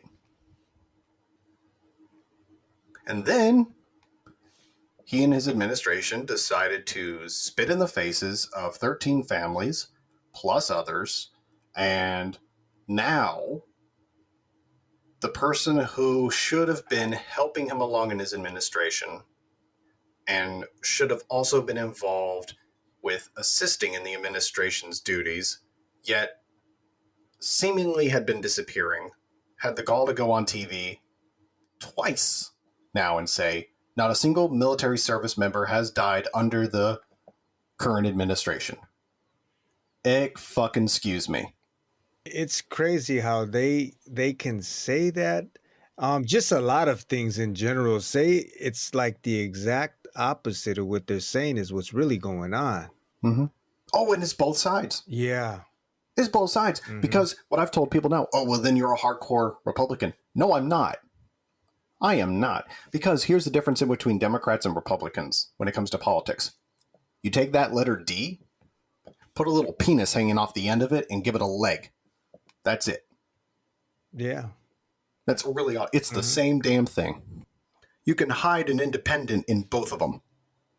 That's it. There is no difference in between those three. As soon as you grab, I don't care what color tie you're wearing. I don't care what color suit you're wearing. I don't care what party affiliation you claim to be. There's only two parties. There is the government and there's the people. That's where it's come to. And freaking sucks. The rest is theatrics. It's Oh yeah, two wings on the same bird. yeah. Oh god, and it. We should have taken the turkey as our national bird, like Franklin wanted to, because then at least it would make sense. It's fat. Mm. My lord. Sorry, I hate politics. I'll get off of that. I hate it. No, you're this is something that you have a strong conviction about. And yeah, like I Yeah. said from the very beginning, this is about your story, your journey, a lot of your thoughts and things that you've been through. And I mean, we don't even have enough time on one podcast to go through all of the Gosh, no. yeah, you've been through hell and back 6, 7 different times, and like I told you from the beginning, still kicking, still moving, but it was a process. I'm sure, like in the beginning, some of the ways that you viewed maybe your PTSD. Well, for one, you said you didn't acknowledge it, but the writing and the therapeutic effect that writing can have. It seems to be to me, I'm fairly the podcast. It's not like I've been doing this for 15, 20 years or so. I've just now getting into the groove of it. But a lot of people that I've spoken with that have had their own issues, their own stories in ways that life affected them. They found writing to be very therapeutic, and it is. I mean, even by psychiatrists, psychotherapists, they've already acknowledged that writing can have a therapeutic effect. And for you, it seems like that was a real big ingredient to you working out a lot of the things that you were dealing with internally, psychologically, emotionally, spiritually, all those realms and ingredients that make us humans. So for you, like say I was when I asked you about the desensitizing and once you come back from your deployments and just trying to go about a regular Joe life, when you started to write, did that in any way, was that a painful process in the beginning because you're having to relive and recapture a lot of very sensitive memories? With the first book version that I was going to write, it really was. That one, I probably am not going to have, I'm probably not going to do because it didn't feel right for one, and two, it really was driving the story into a way that it felt wrong. Originally, I was writing a manuscript that was going to follow a one individual who comes back from the Middle East who is convinced that he has complex PTSD and is dealing with these traumas, and he's having hallucinations of a little girl that his platoon murdered. And he says murdered. What the scenario actually is or was a small girl was frightened, ran out of a house to her neighbor's house, got caught in the gunfire, and one of the three soldiers who was exchanging gunfire with several gunmen near this village, one of the three shot her in the side of the head and killed her. But of those three, they don't know which one did it. But each was convinced that they were the one who killed this little girl. Each of them dealt with it in their own way. One became an alcoholic, and he wound up, when they got back home, he wound up actually, having a drunk driving accident and crashed into a tree and died. The second one, he approached it more with an idea of preemptive strike. Really, it was like, well, eventually they were going to be an enemy eventually. Whatever, good riddance. Very heartless. The third one, haunted, and he keeps having these visions of this little girl. It believes this little girl is a illusion, just like his guilt following him around. He eventually joined a law enforcement agency, and the little girl, he starts realizing this hallucination that he keeps secret points things out, like the way blood spatter moves or shell casing someone missed, small, minute details that are not not very intricate or very hidden, just small things that any detective could notice with the proper amount of training. But it was flowing in a way where he could convince himself that it was also his own mind process, but it's just the illusion working along with his own thinking. But the more I was moving along with it, it wasn't feeling right. It was bringing up a lot of memories that I would rather not have in my own mind at that time. It was also dealing with the supernatural, which, Mm-hmm. considering just, I don't deal well personally with what is called the spooky shit. Like, as the guy on the internet, the president of the Latinos Against Spooky Shit likes to say, I do not deal well with that in general. And I thought at the time writing a horror book could also help me with that. No, can't deal with that, because as soon as I started writing that, I started having nightmares about ghosts. I said, nope, done, not writing it anymore. And eventually started moving a similar concept where you have someone with it, but instead of having the PTSD be front and center, just kind of mute it down. Because that was the other thing. I didn't like that the book originally, as I was writing it, was the PTSD and the trauma and the woe is me attitude of this character was so blatantly frontline and center. I hated the guy. I found myself writing this character and thinking, I'm going to have this guy put a gun to his head and shoot himself just so I can kill this character. I hated this character so much. I reviled him. I don't even remember this character's name. I hated this character so much. But with Hero of Oria, I found myself laughing at these characters. And that's how I felt I had actually kind of found a niche, or found a world and some characters, or I would say people, that I liked. So, Could I ask you, what was it, or maybe you did already, you spoke about it when you were explaining him, but what was it exactly, like the main of it, the meat of it, that you hated about that character? it was far too gloomy. It was so depressing. It was, and really, now that I'm really thinking about it, honestly, I think he reminded me too much of myself when I was in an extremely dark place. Really, when I'm thinking about it. Yeah. Because it was reminding me of how I was at the time I was writing it. It felt like I was reading myself on paper, really. That's what it is. Wow.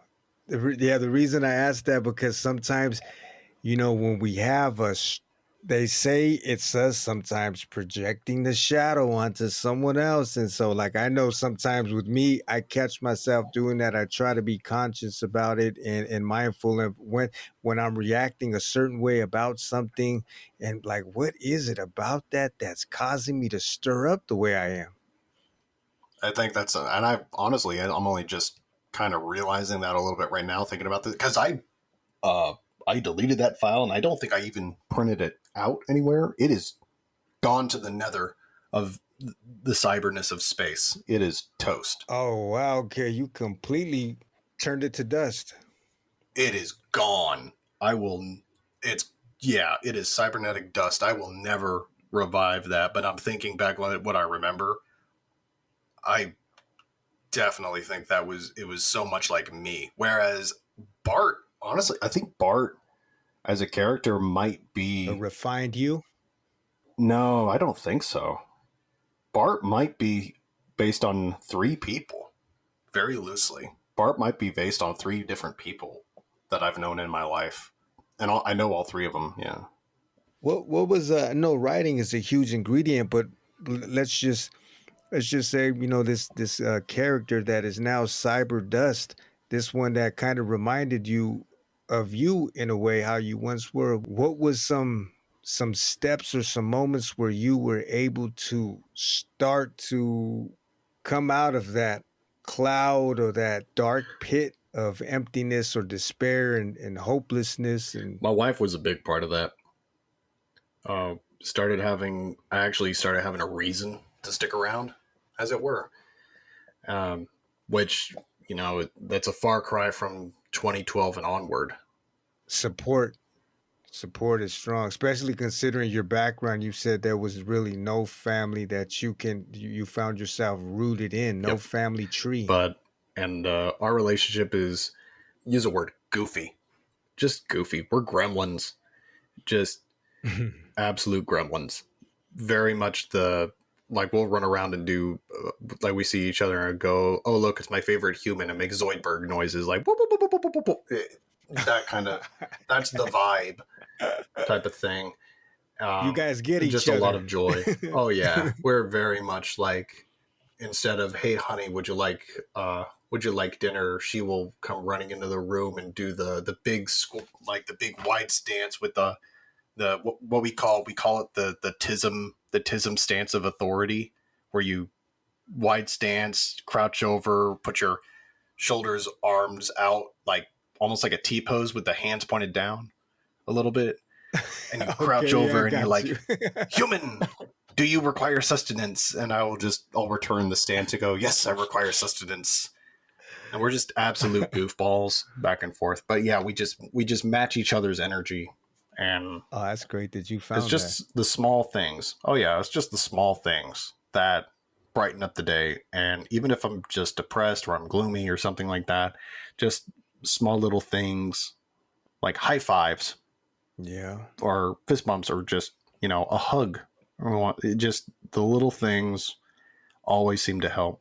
That's also hard on a partner's end, because you were explaining to all of us before about the one of the characters, and you can be on the outside with somebody that you love and you're just watching them fall apart. You know what's wrong, but you can't fix them, and you're seeing them slowly just eat away at whatever it is that's tormenting them. That can be tough from someone who has a spouse, a partner, a husband, a wife, or anybody, a son, a daughter, and they're dealing with this PTSD, and you're seeing them struggling. They're waking up in cold sweats and all of this anxiety and the things that someone like that goes through, and you're feeling helpless in a way, and out of control. Everything is just a little too far out of reach. But I guess there are ways you can be supportive, and like you said, little high fives, or she found probably things that were helpful and useful, and to kind of get you back into not really lying, but to show that there is someone supporting you and someone it was straight you. up just put me back in line. Really was. Okay, there it is, like a drill sergeant sometimes. my tiny little platypus drill sergeant, as it were, I guess. Or in a flying squirrel onesie sometimes, but yeah. But no, she was definitely the rock that bonked me on the head and put me back into shape. It was, and honestly, a big part of it was I found myself just wanting to be better for her. And I think it's true for everybody. When you find yourself wanting to improve for somebody else in a positive manner, and it's not a relationship where you're hurting yourself for the expectations of someone else in a selfish nature, then I can only see it in a positive way. So with everything that was going on, and it was just, when I met her, it was absolute, just, that's the one, that, like, dibs. And from then on, it was just complete golden retriever energy on my part, and I guess returned in the same in some ways, that I got insanely lucky. Same as that, same as that sunrise. Very, very fortunate. And I'll be damned honest, I deserve absolutely none of the luck or fortune I have. And that's why the only way I think of to, pay it forward is to try and be as kind, and to try and be as supportive, and to try and be as welcoming as I can to anyone and everything, regardless of creed, belief, ethnicity, religion, preference, anything. And as long as I'm that way, maybe in some small, like in my 3 foot bubble, maybe things can get a little better. Right. And maybe if I can take a little bit of that, put it into book form, and they spread their own little 3 foot bubbles, something else comes out of it. Who knows? I'm not saying, change the world, but change a couple hearts, change a couple minds, maybe, and entertain folks at the same time. But I'll be writing the books either way, because if I don't write the damn stories, then they're all going to get stuck inside my head and I'll have a migraine. Wow, that's an active imagination. Overly. And I've got notes on almost 30 books now. Wow, I could have just imagined there's papers lying around everywhere, even on napkins. There's some a topic for a subject matter or a character. It's not organized. I'll tell you that right now. I've got notebooks, loose leaf paper. I've got yellow paper, pink paper. It started as an organized color code system, and then I got lazy in looking for the different color codes. So now I just kind of doodle a mark on it. How does that work out for you when you start to sit down and write out a few chapters or a few pages? Do you have to have like a corner that you go to? Is there a certain? I've got a tiny little corner with I've got some of the books that I like to read. Let's see, what books do I have over here? For inspiration to get the juices flowing? Well, more like they're books that I've collected over the years that I really, really like. So I like to look at them, or if I get bored, I read them. So I read a lot of John Norman from the 1960s, which is really cool. And of course, I've got Fight Club, the original. Yeah. Tim O'Brien, The Things They Carried. A lot of history books. I have Eric von Daniken's books, like Chariots of the Gods. Why did it slip my mind? I was trying to think of the author. Who's the author behind For Whom the Bells Toll? Oh, that's Fitzgerald, right? Yes, it is.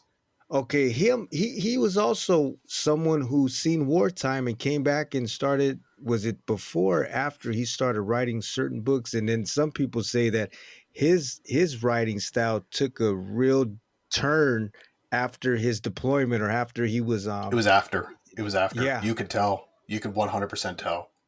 He should be, I think, a case study in psychological trauma. 100%. I would almost say. Then you have The Great Gatsby, and that's another one where Gatsby is amazing. Yes. Yeah, that's a beautiful story. I'm sorry. Like, if you're in high school and you have to read The Gatsby, you're going to suffer. But if you're not going to get graded on it, like, enjoy it. Actually, better yet, go watch Leonardo DiCaprio's The Gatsby. Okay. Then go read the book. That way you can judge the movie after you've read the book. Because then you can take, the imagery of the movie and put it onto the book and go, wait a minute. The movie sucked. Why didn't they have this? Oh gosh. The flow. I miss the flow of great writers. The flow, the command of language, or Shakespeare. Shakespeare is another where I loved, and that's something I do, and I only realized this after I finished the first book, and someone called me out on it. One of my other friends went, "You use a double initiative pentameter for long-term descriptives, whatever the term is." And I said, "What is that?" And she sent me a line and said, "Who wrote this?" And I went, "Oh, that's Shakespeare." And it's basically the tool that is like, when you use 2 or 3 words in a line that begin with the same letter that also have a same number of syllables. So like a pilfered pitcher of Pilsner. Yeah, exactly. It's fun to read and it's fun to write. Yeah, I do that. And I went, to me, it's like fun. It's fun. I think it's great. It's kind of like a jokesy little, like, coy way of writing. And even you read Shakespeare, Othello. No one talks about Othello from Shakespeare. Is what I think it's one of the raunchiest, funniest, plays he ever did. But at the same time, it is so much tragedy for the main character, Othello, and also for his female opposite in that whole story, that it drives directly into the heart of like internet, like interracial relations, how it's observed in not just back then, but even now in many parts of the world. And you can see the tension in between every line, because when it's Othello and his wife, there's this warmth in the beginning in how just the beat and the tempo that comes between them. And then when it's Othello and, say, a friend, it paces a little quicker and a little jumpy, and it has a humor. But as soon as Othello is in that, talking to the outside of his world, it's very, he inflates himself to show, I'm not afraid of you. And the crowd is jabbing. Even when they're nice, they're very short, very cut. It's like every line Othello receives is like a dagger, almost like a verbal stab in his heart or back. So I love the way he wrote, and it's just, you're never going to see anything like that ever again. Man, with this love, this passion, this enjoyment of the craft and everything with writing, was this something, can you recall prior to that time around the towers when you were witnessing and seeing these inscriptions, these old ancient artifacts that were written? Before that, did you have any kind of drawing or gravitation towards reading novels and just authors and the way that they would write or express themselves? I know in college, I was reading a lot. I know I was reading a lot of the classics. I know I was a constant bookworm. I was addicted to it. I think, honestly, the hardest part of OSIT was not being able to read anything other than the Torah. And then I got excited when someone handed me a Quran, because I had never read one before. So you weren't able to, or that probably just wasn't something that you wanted to? We were restricted. He was like, you can only read army manuals or religious material in OSIT. Because I went, are you kidding me? No magazines. Oh, you could read a newspaper, but only at the staff duty desk. I guess they didn't want you getting too caught up in your mind and get distracted from the... No distractions. So it was, daily Torah readings with me and the only other Jew that was in the company. It was great. When you had that moment and you had that electric shock inside of you from seeing, feeling in your mind's eye and feeling the energy and everything from that moment when Alexander the Great once upon a time was marching through there. Oh, it was a car battery. And in your mind, you said you were imagining these scenes and the scenarios after that. These were things that you were constantly... It was near constant, I think. Like anytime, any kind of downtime, it was just, back then it was more... It was a jungle gym upstairs. Yeah, it really was. Back then it was a little more rapid. Just everything was just, it was like a floodgate opened, and it ranged from just these fantastic worlds to what was more predominantly the history of the place and scenarios of ancient history, but leaning more toward just the normal everyday people, like normal soldiers on their normal... It started off as just normal everyday soldiers in ancient history. The ones that are not named. The ones with names like Pugilus, who came from Thrace and had only ever held a spear once or twice in his life and died in his very first battle, scared and alone, crying for his mother. Stuff like that. Just the nobodies of history, I think, is what I had dubbed them in my mental library. And I would think about these nameless nobodies and what it must have been like for them to be in these momentous occasions in history and to never be remembered ever again or at all. And then it ranged further and further into making these new worlds and then making histories of those worlds and cultures and other things. And from over the next, I think now 12 years, that has slowly now become the full fleshed out world of what is becoming the basis of the books that I'm writing. But you mentioned the writing on that tower. I do remember one particular line. I have no idea what it actually says, but being another one of the guys pretty much surmised that it indicated a superior officer enjoying the accompanying of men, because it was also had a doodle of what was clearly an officer with a plumed helmet performing an act with another officer, which we think was Alexander in a caricature. And we were like looking at this going, there were just two random guys who were probably on guard duty, bored out of their minds and frustrated in the desert, angry.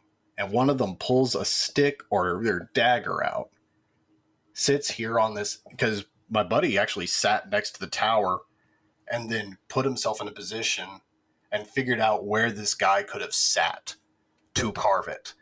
So he was probably sitting exactly where this nameless dude, and there was a rock behind him that was kind of, I guess, like sofa cushion shaped. And he found, like, if he scooched his butt down, he could lean back with a stick and write and carve it in a reclined position comfortably. So it was almost like he was right there thousands of years ago or whatever, where this soldier was writing this out and was just bored or frustrated or angry and put this graffiti message right there. Ah. It was absolutely breathtaking, just looking at. I do remember that one, dude. No one has sat where you sat since Alexander. And he just looked at me and went, "That's freaking cool." I was like, this is archaeology. You know, National Geographic would be absolutely horrified, but that was Man. cool. That, yeah, from there you have one, if I'm not mistaken, one book published now that's available and people can get it wherever they can find books sold. Yeah, it is available on Amazon, Books a Million, Barnes and Noble, and I can give you my link tree as well. Yeah. If they go through the link tree, I have links to all the stores that it is available digitally there. And if you've got Kindle Unlimited, you can actually read it for free as well. I've always preferred, soft covers, because you get that book smell. I love the book smell. Yeah, nothing like a book. Yeah, and a physical copy. That's cool. Yeah, definitely share the link tree, and I will share the all that information in the show notes. So anybody interested, what would somebody walk away with after reading? There are a few. I think you could probably get, I would say, three things out of this. One, family is what you make of it, not where you are coming from. Its family is more than blood. And number two would be, just because you are having a problem, be it mentally, physically, emotionally, that doesn't mean it can keep you from achieving great things.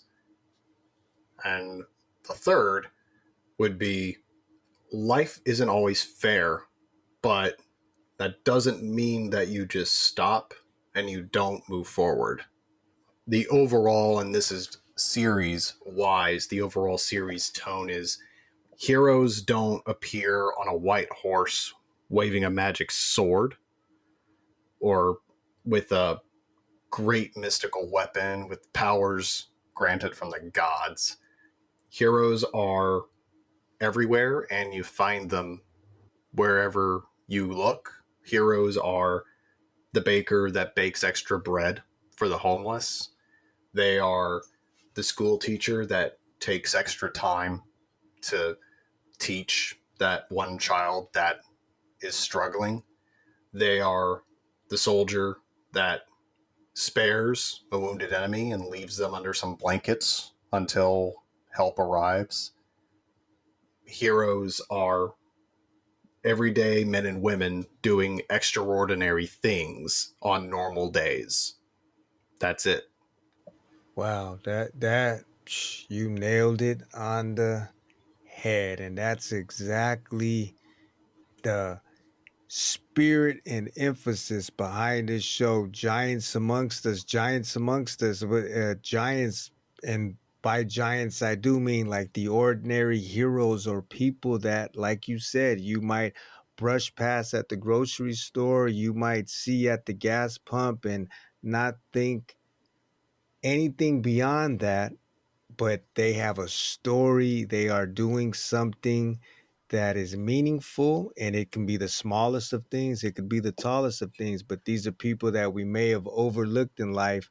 But man, have they really left a print on humanity, on the consciousness of humanity, or just in their circle, their immediate circle. These aren't people you're going to see on the big screen. These aren't people that you're going to be told that you need to pay attention to. This is an influencer right here. This is a supposed star right here. No, these are ordinary folks that are doing something that is meaningful, something that has value. And like you said, just taking that extra time. And it really does mean something, especially to the people that they're interacting with just on a normal day-to-day basis. Oh yeah, I couldn't agree more. It's I've yet to have a major meaningful encounter with someone huge, but I've got memories and meaningful encounters with just regular folks. Like you meet at the grocery store, like you said, or out on a street, or actually most of them are at grocery stores. I don't go to a lot of places recently. It's mostly grocery stores. I do like that. Especially I love where I live now. I've got a normal grocery store, so now it's kind of like, oh hi again. I do like that. Kind of see the same bunch. Yeah, I see the same folks, so it's kind of nice. It's kind of nice where it's you've helped the same person get something off a top shelf one or two times, even though you don't work there. Now it's kind of like, oh hi again. You know which one I need. Oh yeah, okay, I know that's your brand. That's fine. One of those kind of grocery stores. It's nice. Okay, yeah. You really nailed it with the whole heroes, and sometimes we're looking for a knight in shining armor, but man, there's people all around us, and especially like how you said that it's impactful in one way with the interactions that are shared, because that's also paying it forward. And we're not talking about change the world. I mean, that's impossible, but you can definitely impact and influence your small circle. And if everybody were to do that, I think that would just make things a little bit better overall. Oh yeah. Like we can't do it like you said. But I mean the world is made of 3 foot circles. Change enough of 3 foot circles and enough of the world will be okay. Maybe. Yeah. We don't have to be Yeah. perfect. We just got to be okay. I'll settle for okay. Yeah, Joseph Campbell, and he was a real big studier of mythologies, and he put it. I like the way he put it. Speaking of imperfections, he said that we're in a constellation of imperfections, Oh yes. and that we are. We're works in progress, and yeah, those 3 points, those 3 takeaways for the book in general, what someone could walk away with, those are some very, very, very useful gems. Thank you. And definitely interested in that. I'm gonna get a physical copy because, like you, I like the smell of a good book. I like the feel a good book. Maybe I'm getting a little too, but you know what I mean. Like just a physical There's copy. nothing like it. Yes. Yeah. Well, you've got my contact information, so if you get it and you want it signed, let me know and we'll hook you up on that. Absolutely. So this is something that the juices are flowing, and this is your outlet, your creative outlet to couch words and to share fantasy, reality, all of it intertwined, and letting it flow through poetic verses that pop out and punch somebody, and they move someone, and really take them on for a ride. So you have, it's safe to say, a few books or a few stories that are also under the wraps, or I guess you're working on as we speak. Oh yeah. Well, actually, I'm in the middle of a chapter right now for book 2. And if you like, I can give your listeners a bit of a sneak peek for book 2 so they Yeah, can yeah, get an go for it. idea. All right. This is, to give reference, this is a line spoken by one character amongst 3 that are seated at a table in an open courtyard. They're awaiting a pending execution that is yet to be performed. Wondrous creatures, dogs. He watched the pack moving away slowly, sniffing the ground in search of mere morsels. They could be trained to hunt. Their noses seem able to sniff out even the most well-hidden quarry. Their speed is unmatched in the open or through streets, and once one decides they're your friend, there's no amount of harm one can do upon them that would convince them otherwise. Shaking his head slowly, the dark-haired man sighed, staring blankly into some unknown memory. Stupid damn beasts. I love them. The woman alongside snorted. You're simply a coat of fur and a tail away from being one yourself, Giarlo. By the fires, you smell worse than that long-haired mutt did. With practiced ease, she eased the flat throwing knife back into the leather sheath amongst its friends, tucked snugly under the cuff of her dress. None would have ever guessed the freckled straw-haired woman had more knives on her at the present than the closest butcher. As it were, they were hidden at the present. Well, one would have to become far more well acquainted with her to find out exactly where and just how many there were before that answer was given. Without finding out the answers one by one, each was introduced with a twirl and a flick as they appeared from hiding like spring hares amongst the reeds, one should say. Oh wow. That you gotta you have to also make it available, and maybe that's putting a little bit too much extra work into it, but doing the audio book also. I do have the audio recording software here. I'm in the process of figuring out how royalty-free audios work, and I'm putting together a soundboard because if I do eventually do it, I think what I would like to do is finish the Sound first effects. quintology. Yeah, I want to finish the first quintology, the first 4 books in the series before I start doing the audiobooks. That way, if I do it, I can do 4 audiobooks all at once, and then as each quintology goes, just do 4 audiobooks. This is the new one that you're working on. That was a quick excerpt from a little portion in the first chapter of book 2. Okay, a little teaser. Yeah. The book 2 is, I hope to have that one out by 2025. Book 2 is going to be The Banners of Oria, and travels a much, I can't really reveal too much because it carries on the story from book 1. Does that entail just a whole lot of brainstorming before you start fleshing the whole story out, or you put the bone, you kind of do the outline of it, then you start adding the color and all that? That's a crazy process. I mean, everybody It probably has a was, different. for me, it was very, I have a world scenario that is there. So there's things that are happening within the world that absolutely no one had any kind of control or influence of, like natural disasters or the seasons and things like that, or acts of the gods, I would classify. Then there Okay. was the political landscape, things that are happening at a national level within the realm of royal influence that the common people would not know about, but would feel the effect. And then I had the linear stories and how they connect to each other. So you don't necessarily see 100% of the picture, but what things you do see, you get the elucidations of how it happened and why.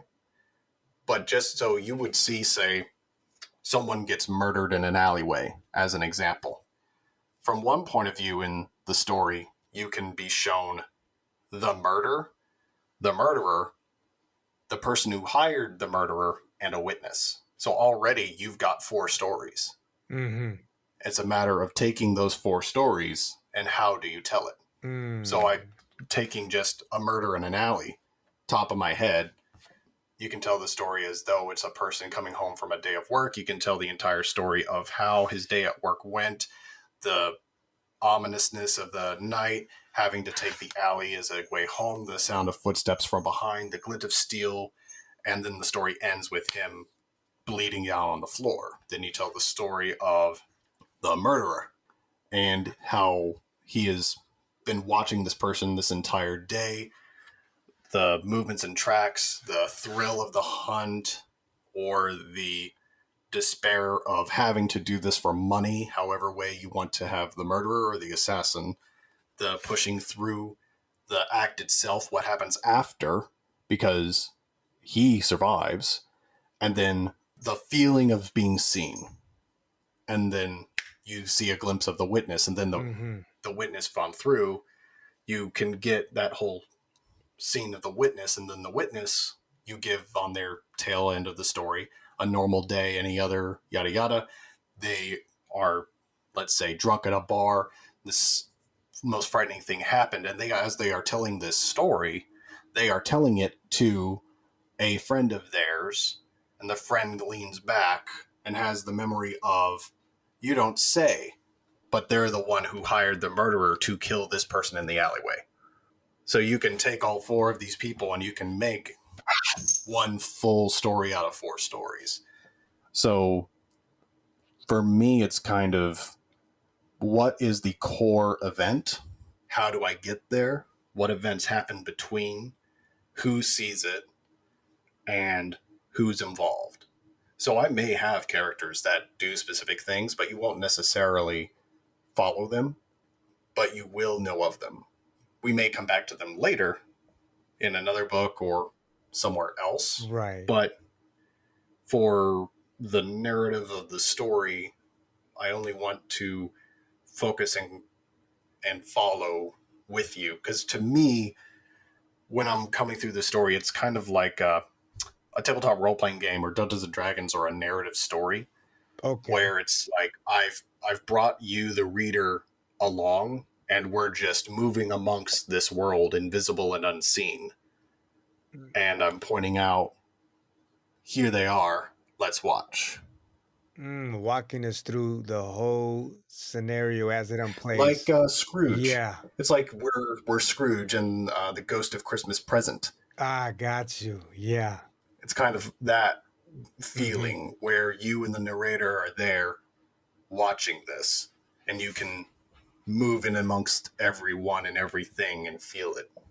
Then you might snap your fingers and bam, here we are over here in this side of the realm. This is something I'm glad that you also had as part of, what we were over here sharing, and what you were talking about was just the whole creative aspect also, and you exploring that realm and you using your imagination and allowing all of these different experiences in life, and then even things that you have just in your inner world, and you're fleshing them out and putting them on paper. But that, I think, can be encouraging to people, because I had this talk not too long ago, but it was just about the fact of how technology, for all of its beauty and all of its grand, we can also find ourselves, if we're not careful, where we're outsourcing all of our abilities, our creative abilities, our intuition, anything that makes us human, and that special ingredient that makes us a living soul and spirit with all of these things going on inside of us. But we can outsource it to something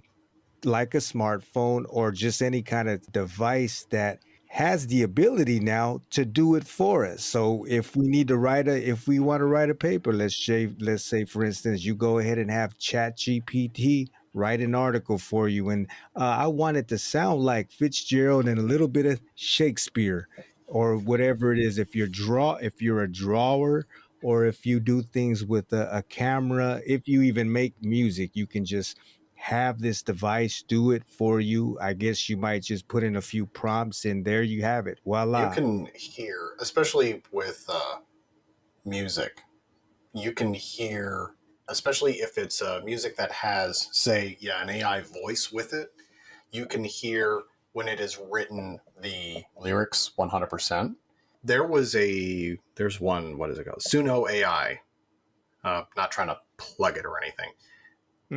My buddy was messing around with it. He was using it to write beats, and he was trying to figure out how to do just the instrumentals on it because he didn't have a saxophone, and he was trying to get this thing to do saxophone parts so he could take that and put it in with his track that he was making for his music.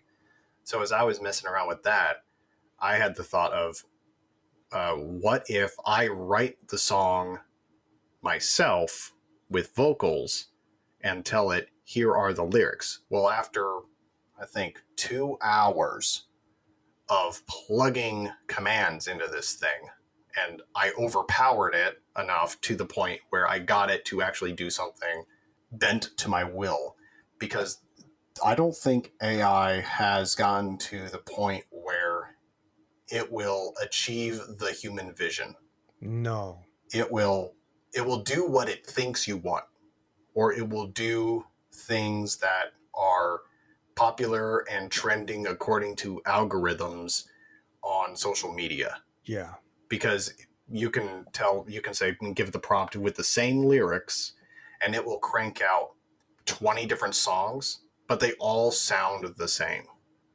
Mm-hmm. There will be no variety with it unless you go in there and you physically tell it to do it in certain ways. And that's what I had to do in order to get it to sound the way I wanted it to sound. Were you impressed with the final product? Kind of, a little bit. I wound up using it in a YouTube series videos that I'm doing for like a digital library on cartography. Oh, okay. And yeah, that one's just more for me, and it was just a fun little project for like fantasy world making cartography. Yeah.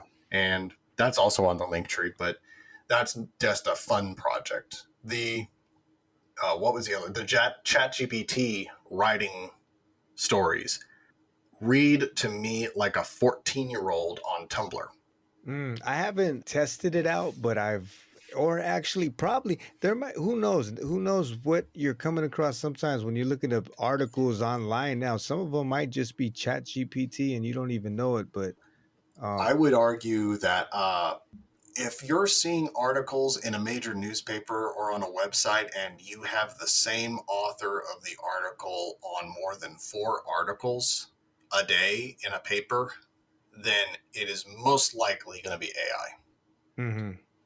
Because, and I'm not going to discredit the author for any of the papers that's happening. I will, however, go after the managers and the publicists and things like that, because those are the ones that are going after these reporters and giving them deadlines on what should be in-depth news stories and saying, you have 2 hours to write a half-page article on an international incident in the Sudan.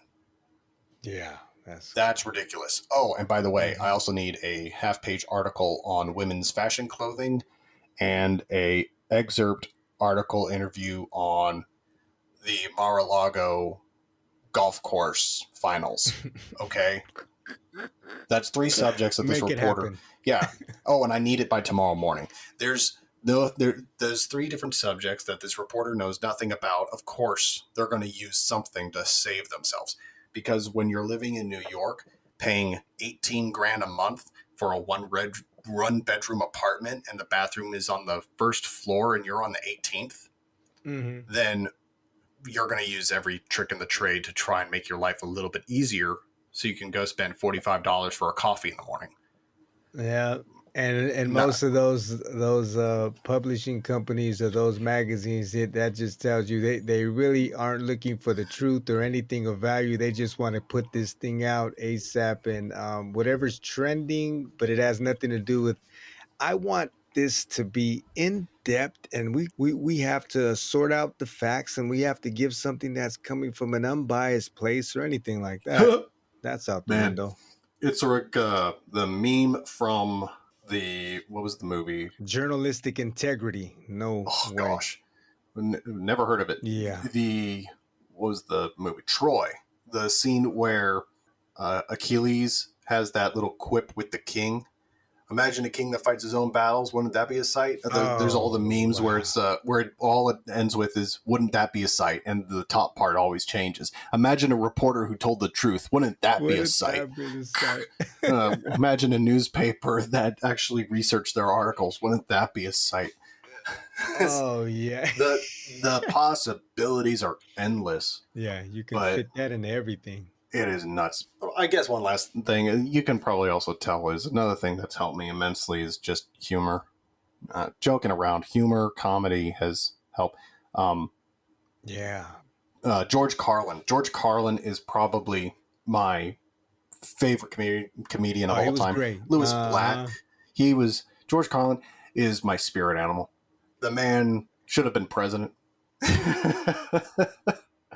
And so much of it, it was reality. He was giving it to you straight. This is how it is a lot of the times. And I'm gonna be sarcastic and a bit humorous with a little black pepper over it.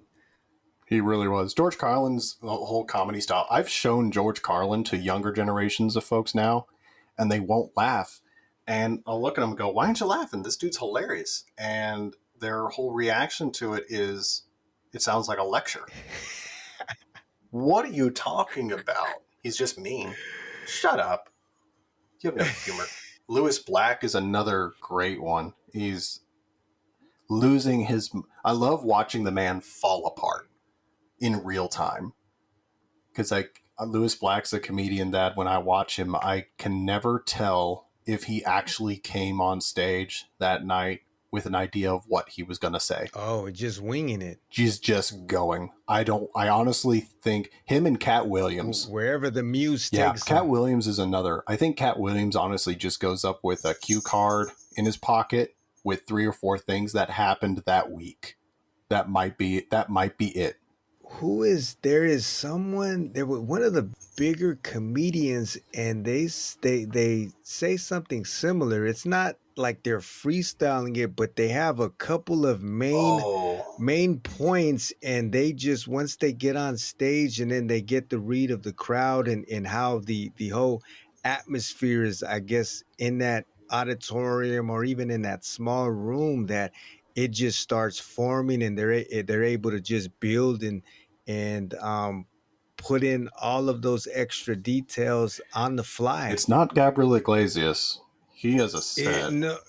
No, it's I want to say no, can't be Dave Chappelle. It might be Dave Chappelle. Yeah, because somebody was asking him about, do you write these jokes, and do you have, like, say someone, for instance, like if you want to say he's a comedian or just a podcaster and does a lot of other things, but Joe Rogan, he also does comedy, but he has a formula where he writes everything out. And I think he just constantly, once it's finally fleshed out and he says, this is going to be my bit, after working it out, that he goes off of that whole structure that he writes out. And it was a comedian he was speaking with, and they were saying, no, I don't write any of it out like that. This is mostly, I guess, an organic conversation that's coming out on the fly, depending on the mood or the crowd. Another one, I only just found this guy. I have no idea how long he has been on the circuit, but I know very recently he wound up on America's Got Talent, so he has to be new. I know his name's Learn More. He was on Chuckle Bucket recently, and he's been all over TikTok. Learn More Yanazi. It sounds familiar, but I can't. I think he's from Africa. He does a joke about a chicken. Why does a chicken cross the road? He was making fun. No. No, better. I swear better. He was talking about when he came to America, and he was looking at all the chicken that was in the American grocery stores, saying, this chicken is cruelty-free and organic. It's like, I don't care about the chicken. Our chickens look like they have seen some shit. Our chickens look like they are going through a divorce and have drug problems, but we still eat them. I mean, he's one of those guys that He is so real and has this giant smile. He gives off this energy that just sitting in a room with him will make your day better. Because I know when he shows up on my TikTok feed, I stop everything and I just watch because it just makes me feel better. I can have a bad day. I can have a bad day and I hear that voice with his accent and I go, oh, this is going to be good. I don't care what it is. I'm going to listen, and he never disappoints. Oh yeah. So I just looked him up. Lermor Janazi. Probably have seen him, but I'm gonna have to look it up and see if I have the right. Yeah. Up and coming, brand new. He is absolutely hilarious. That's one of the oldest natural medicines, they say, is humor, laughter. That's good for the heart, that's good for the soul, that's good for the overall well-being of somebody. Even a lot of those comics, they come from dark places, and that's how they were able to deal with all of the George things that they were Carlin. going. Yeah, George Carlin was perfect example. He went through major stuff. Even Weird Al Yankovic, who does the parody music, he went through horrible stuff. did he? Oh yeah. I don't know his backstory. Weird Al, not going off of the movie that was made. That's a parody movie.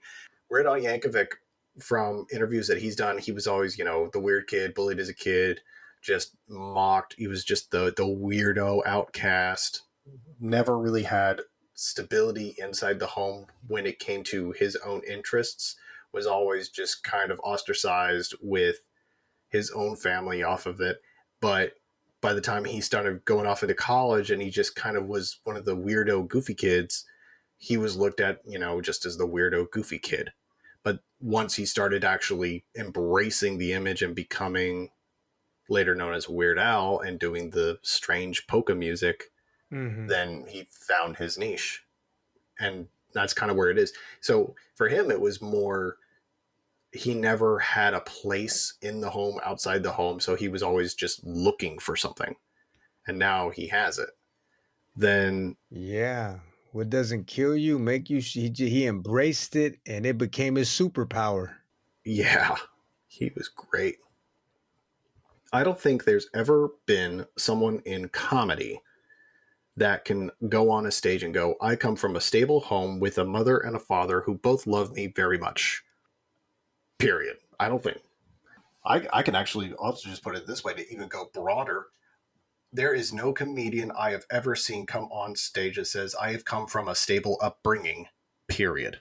Like, none. Oh, yeah. No, you're right, because the majority, I mean, if I can't say across the board, but I mean, it probably is a safe bet, but I know for a fact that all that I've watched and that I've seen interviews and heard some of them tell their story and talk about some of their upbringing, or just how it was for them before they hit the big scene or started doing comedy professionally. Yeah, they've come from a dark place. A lot of them even say that. They say that's where the humor, it comes from, a dark place. Yep. Because what I was going to point out is whenever they do talk about it, I have no memory of any of the comedians that I've seen speak on the matter take pity on themselves for it. They're always laughing about it. Exactly. They will constantly, comedians will make, the good comedians, the greats, will make more jokes about themselves and their own misfortunes than anyone. So in Judaism, in the Jewish culture, there's this very common turn of phrase and tenet of, if one cannot make jokes and poke fun at themselves, then what humor and joy can you find in the rest of the world? Like, if you can't laugh at yourself, can you laugh at anything? Oh, I like that. I really like that.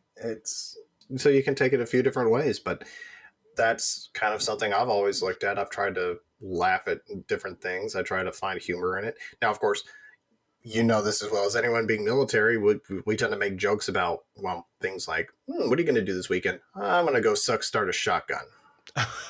and everyone just kind of looks at it and go, me too, I'll join you. But no one means it. Yeah. But when you're, I guess, in that culture in the military, that kind of a humor is the norm. And when someone stops making that joke, that's when you get worried. It's very strange that became the culture. When someone's joking about harming themselves, that simply became an indicator of, oh, they're not doing okay. And no one thought anything of it. Mm-hmm. But as soon as they get quiet and say, nothing, not even, I'm okay, don't talk to me, nothing, they just get quiet, that's when you get worried. Withdrawn, yeah. Exactly. It's like we were talking about the fella before before we started recording, In the basic guy training. that I went to basic with. We never would have thought, because he was just talking with his platoon like normal. So the fact that he went and did something shocked everybody. Yeah, that's what you hear that also with people that they say, let's just, if we're talking about suicide, and the ones that are always talking about it like they're, those are the ones that usually are, maybe, I mean, I'm not saying all the time, but maybe they're just seeking attention, and it's a cry for help. They're loud about it. They're very boisterous, but then you have the other ones that don't say anything, and those are the ones that actually end up pushing the line all the way.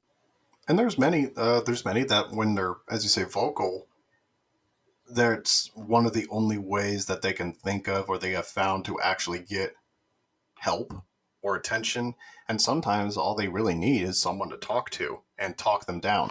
And the way I've seen it a few times, the very common one is when you are in that position where you're in between few choices, and one of those choices is, I would call the choice of finality.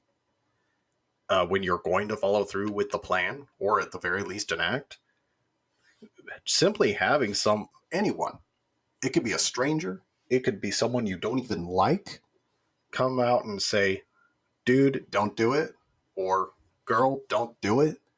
Just simply those 3 words is enough to pull you off of that ledge and put the gun back in the drawer. It's really that simple, because it's an affirmation of worth. And a lot of times that's all someone needs. Sometimes it's not even thoughts of suicide. It's thoughts of, am I worth it? Am I worth being around? Do I have value? So the way you test that boundary to see if you have value is you propose the idea of removal. So to see if you have value to anybody, it doesn't matter who, you voice that thought. And depending on that response on the outside is going to, within yourself, either confirm or reject the idea that, I do have value, or I guess nobody does give a damn. Right. But it's counterintuitive, because, and I had this conversation with someone who made this act multiple times. It was a young man who is another non-commissioned officer soldier, who the other non-commissioned officer used the phrase "cry wolf," and I had a conversation with that person and said, "Listen, we can't treat it that way, because the one time that we ignore it is going to be the time he does it. So I'm going to go talk with him." And I sat the young man down. He was very young, 19, freshly married, kid on the way. The worst possible case I could have imagined for me to try and have this conversation. Said, listen, it doesn't matter if he likes you or not. It doesn't matter if anyone around here thinks you're valuable or not, because it doesn't matter what they say. It doesn't matter what they think, anything. What matters is, do you value yourself? And he said, no. I said, wrong answer. Because if you did not value yourself, you would have done something already. You clearly do. So I know you value yourself. So stop lying to yourself and accept the fact that you do have value, and you need to tell yourself you have value, because deep down you do. And I had to get tough with them. Sometimes you do. This is 100% not something I would have done with anyone else. This was the 1% time that I would have ever sat down with someone this way. 1%. And I know when I was in those dark places that if someone had sat down with me like that, it would have thrown me over the edge because I had not gotten to that point. Or I was well beyond that. I had truly no value of myself when I had gotten to that point. But with him, it was completely different because everyone's depression cycle to the point of removal does present differently. For him, it works. Fortunately, he's stable. He's now a non-commissioned officer, and he is also now one of the instructors for the suicide awareness program, which I think is incredible. There you go. You're talking about making an impact on your 3 feet of and it goes further. distance. I couldn't have asked for anything more.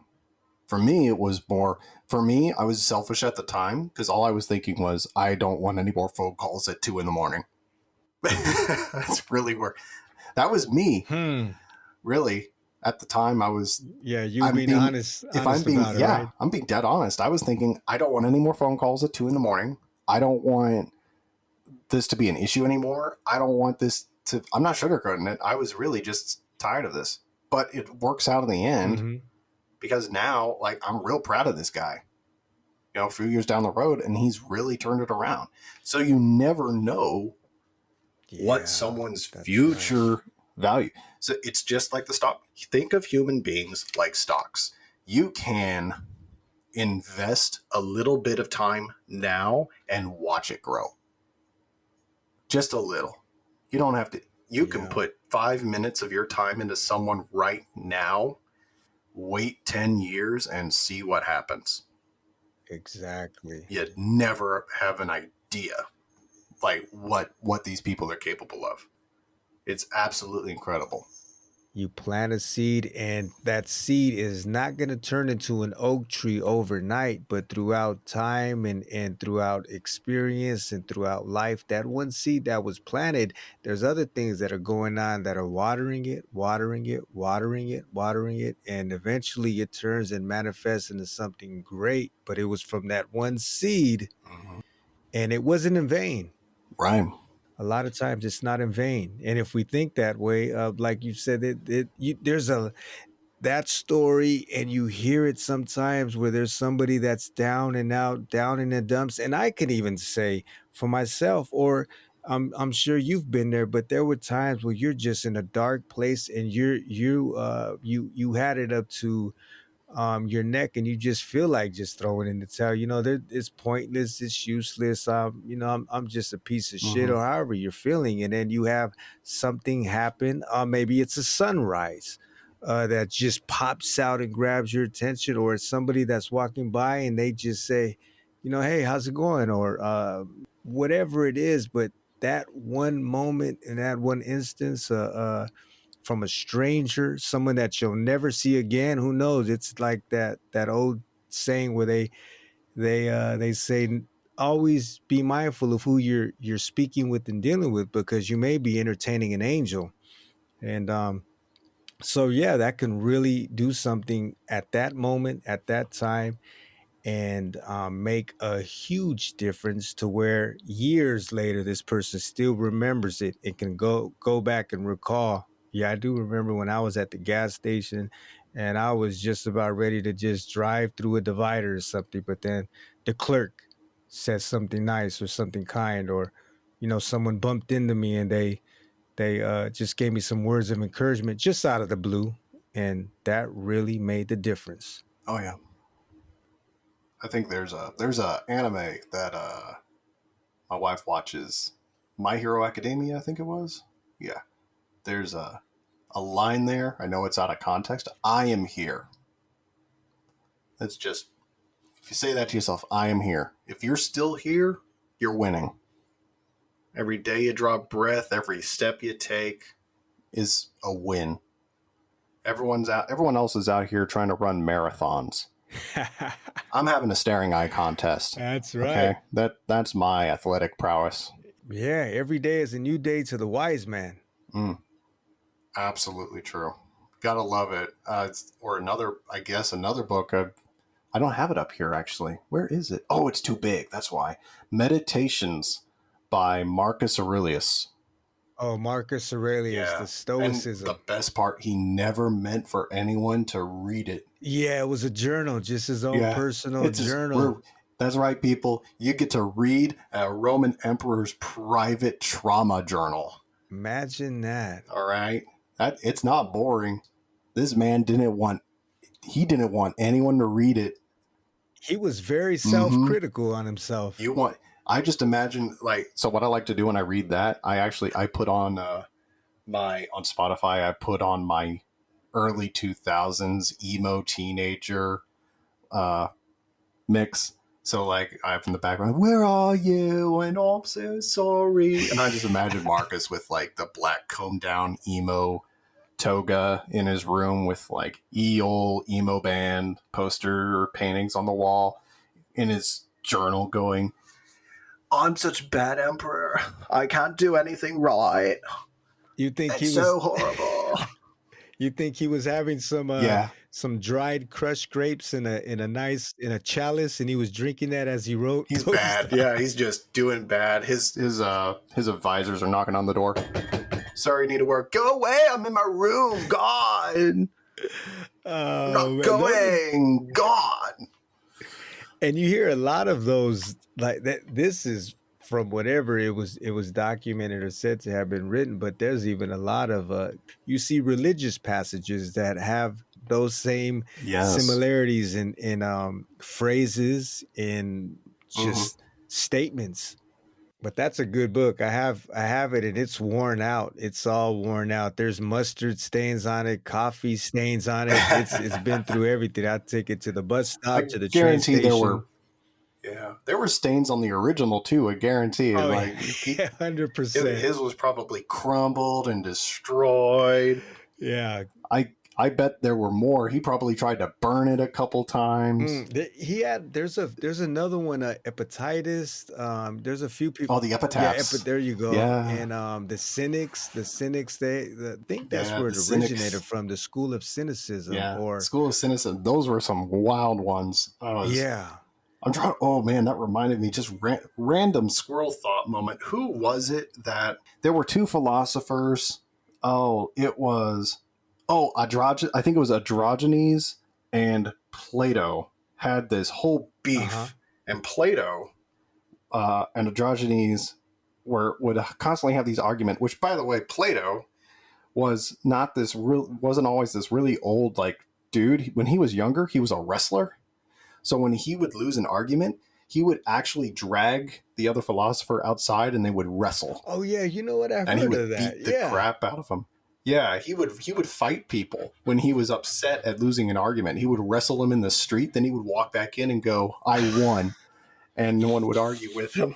So I don't know how great of a philosopher he is if he's losing and having a wrestling match. But anyway, so I think Androgenes later, so Plato said something along the lines of men came from chickens, and it is something to do with for we are beings that walk upon two legs, and that we only go about our days seeking the basic necessities, for we are like chickens and da da da da da.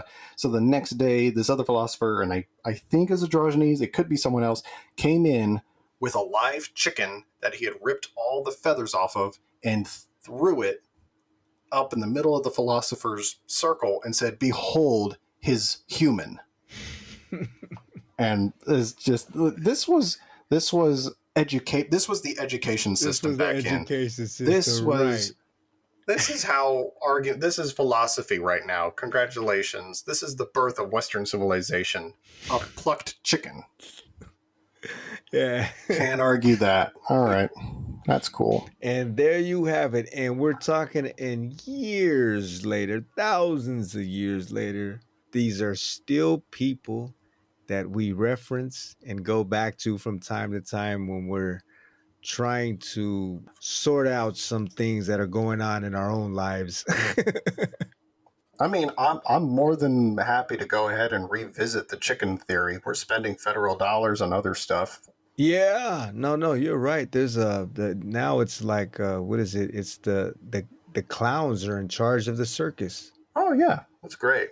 Breads in Bread circus. and circuses. There's Yeah. nothing new. Going back to that, nothing new under the moon. Oh man, where was it? It was. I think it was a couple of years ago. I think it was the Informant was a newspaper. They had a cartoonist did a big political cartoon. It was an NFL stadium with a bunch of fast food restaurants around it, and it had in Greek or Roman letters above it bread and circuses. Oh, that's That's all, and it perfect. was just it was brutal.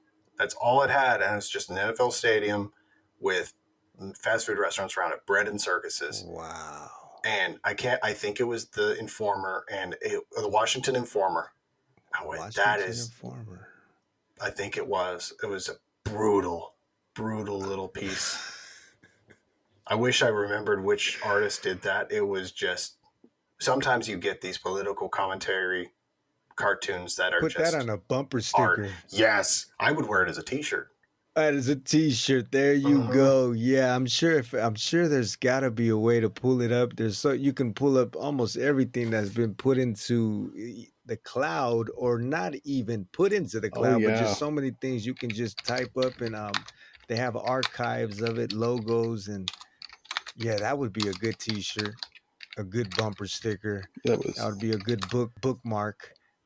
Everything, a coffee mug. It would be absolutely amazing.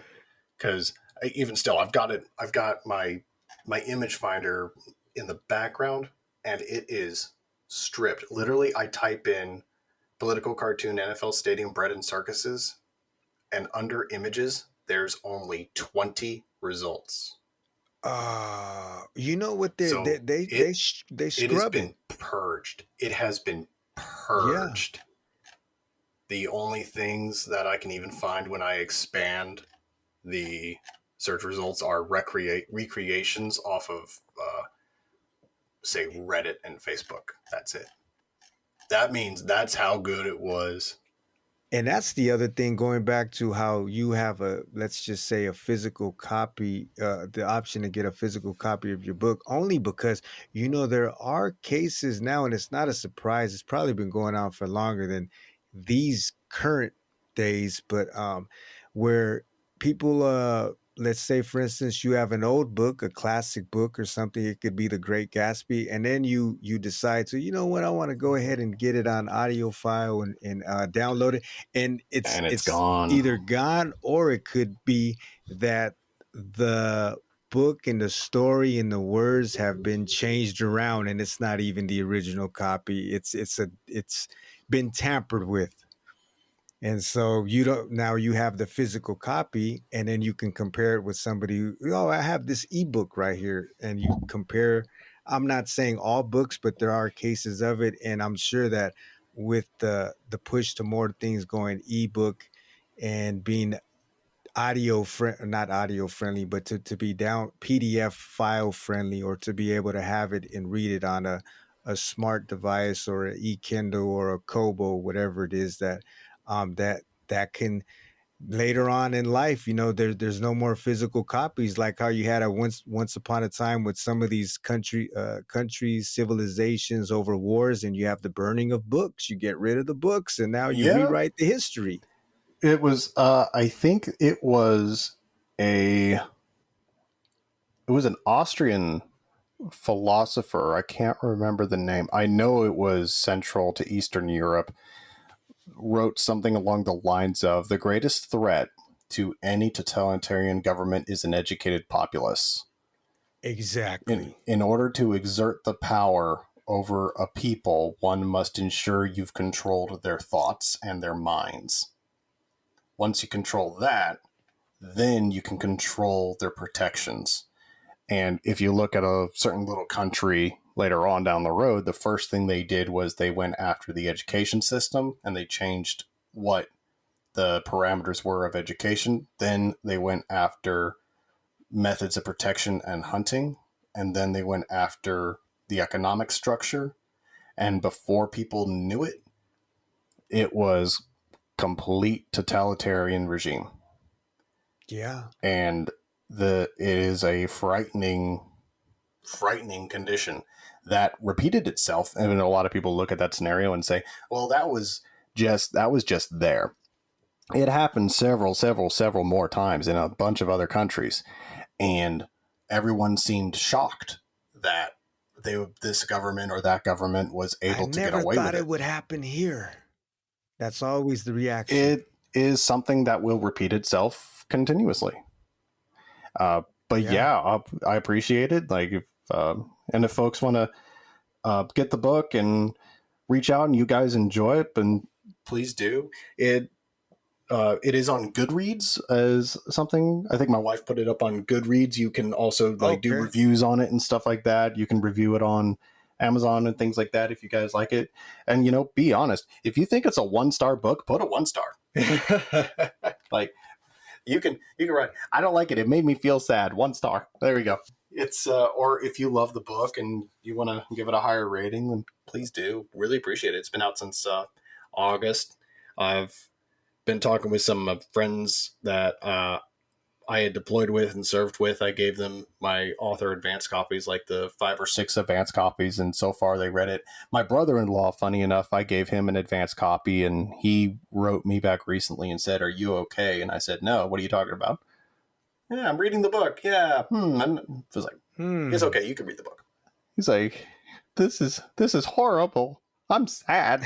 But he and his girlfriend seem to enjoy it, which is, it's always nice to hear back from folks on it, that they're enjoying the stories.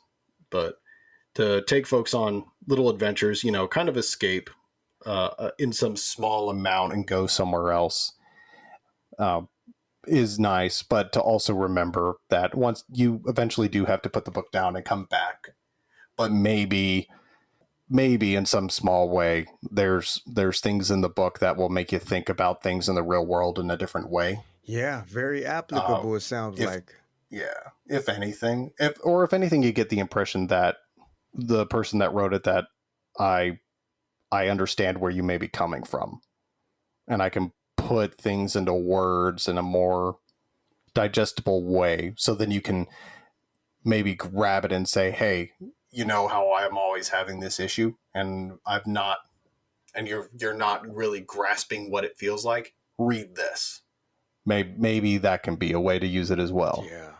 Awesome. Man, Benjamin, this conversation, we went on a lot of different back alleyways and side streets and twists and turns, but it was great to get your perspective. And I know that's just a little touch of what's going on, what has went on with you. But man, it's always a beautiful thing to hear, even though we're strangers up until now, but through this conversation, just to hear that you're in a better place considering everything that you've been through, and that emphasis that you put on not being, and it's not even to downplay things that you go through in life, but just that you're not having that victim mentality. You're not in defeat. Maybe at one time, yes, but there comes a time, like with the new waking moment and a new waking day, that you can make a decision. You know what? I'm not going to be that way anymore. And I'm not going to have that attitude, or I'm not going to behave this way. And I'm going to change either my habits or my thought process, or whatever it is, to start coming out of this a better person. And just to try to make the best of life's experience and what you have today and moving forward. Oh, yeah. 100%. That is definitely where I'm coming into. Yeah. Before we wrap this up, I felt like we could have went another 3 hours, but just on the oh wow, I just saw the time. Yeah, we really rode this one out. But yeah, you have any final words or anything you'd like to say before we wrap it up? No matter where you're at right now or how deep a hole there is, there's always a rope to grab. It's just a matter of how you're going to use it. And it's always a better place if you're not alone. The trick is recognizing you've never been alone. Whether or not that's a person, whether or not it's a deity, or it's simply the voices in your head screaming at you never to give up. There are things at play outside of your control. but you just have to accept it, roll with the punches. Just because you might be knocked down, you're never going to go out. You are a boxer in your own fight, but you're not the one that gets to choose to throw in the towel just yet. Go until the bell rings, do the full 5 rounds, get back up and start swinging. That's all you can do. Love it. Love it. That's it. That's the spirit. That's the fighting spirit. That's the human resilient spirit. Man, it's been great. Benjamin, appreciate it. And all the best to you and yours. You as well. Thank you so much for having me. It has been fantastic. Touche. Keep fighting that good fight. I hope you guys enjoyed that conversation as much as I enjoyed listening to Benjamin talk about a lot of his life's experiences, what shaped him, what molded him, and what formed him into the person that he is today. Healthier, at peace with himself. He has joy, he has purpose, he has love around him, he has meaning, he has light, and he comes from a dark place.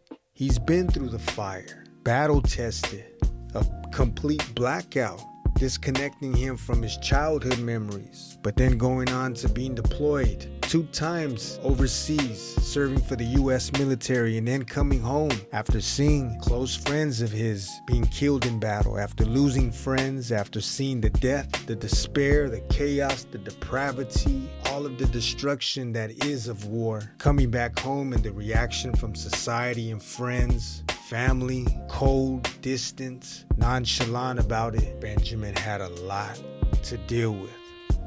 A lot of battle scars, a lot of battle wounds, not just physically, but internally. And boy, after all that, how he was able to change his mentality, how he was able to take back control and not hold on to that victim card. He was able to see that there was still something within him that he was able to grasp, build on, and use to change his perspective in the way that he looked at life, the way that he interacted with people, the way that he engaged with the world. Writing played a big part. Writing was therapeutic. He was able to express his traumatic events in fictitious form, but with a lot of reality, with the storylines behind what he was writing, the characters, the experiences. And for those of you interested, the name of the book again is Hero of Oria, and that's written by Benjamin Osgood. His links, the link tree is going to be in the show notes, so you can click on that link tree and you can find out where to get your hands on that book. You can find out how to reach out to him if you just want to send him some warm words, or to keep in touch with him to see what else he has in the pipeline and under wraps. He's a creative spirit. He's got a love for writing. He's got a love for expression, and he shared a lot of that with us during your conversation. And also a huge thing in his life when he said his backbone, the wind behind him, is his wife. His loving wife, his supportive wife, who at times is like a drill sergeant, giving it to him straight, keeping him in line. Behind every good man is a good woman. Iron sharpens iron. When you have that support, when you have that love, like he said, you need that. We need that as people. We need that support and that love, that someone from the outside who believes in us when we don't see it in ourselves, to help remind us at times when we lose track or lose focus of who we are, what we're capable of doing. And that's a big reason why I enjoy doing this podcast, because I've been blessed enough to meet people from everywhere, different corners and pockets of the globe, and we've been able to connect and talk story. And with that, I'm able to share them with you across from me, to remind you that these stories and those people aren't the exception. You're able of doing the same thing. Henry Ford said, whether you think you can or you can't, you're right. What's your mentality? Benjamin today reminded us of the fact that we're able to pull ourselves up out of the darkness. We're able to do good things. We're able to do great things. We're able to change our perspective and change our 3-foot circle. That's how you change the world. You're changing your world, your immediate circle of influence, who you are. It's got to start from within. And if anything hit home for you, follow the show notes, check out his link tree, and reach out to him and let him know how much you appreciated his story and his words. Benjamin, all the best to you and yours. Keep fighting that good fight, my friend. You are a giant amongst us. A big thank you to everybody on the other end listening. It was great to share another story. I hope you all enjoyed it on the other end. You know how to get in touch with us. It's giantsamongustus.org, O-R-G. We're going to keep doing this. We're going to keep connecting. We're going to keep talking story, and we're going to keep highlighting the resilient human spirit in order to wake up the giants that may be dormant inside of you, to keep that giant alive that's inside of me. And by doing that, we're able to turn things around and add a little bit of light and salt to the earth. You guys be safe out there. You guys be sane. Take care of yourself.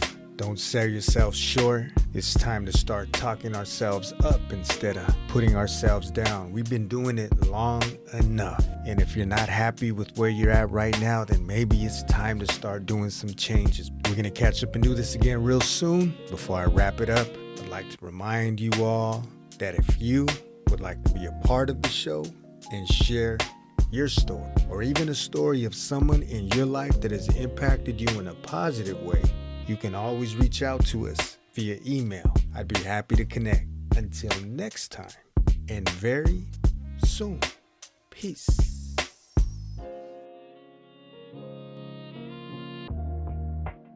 I'm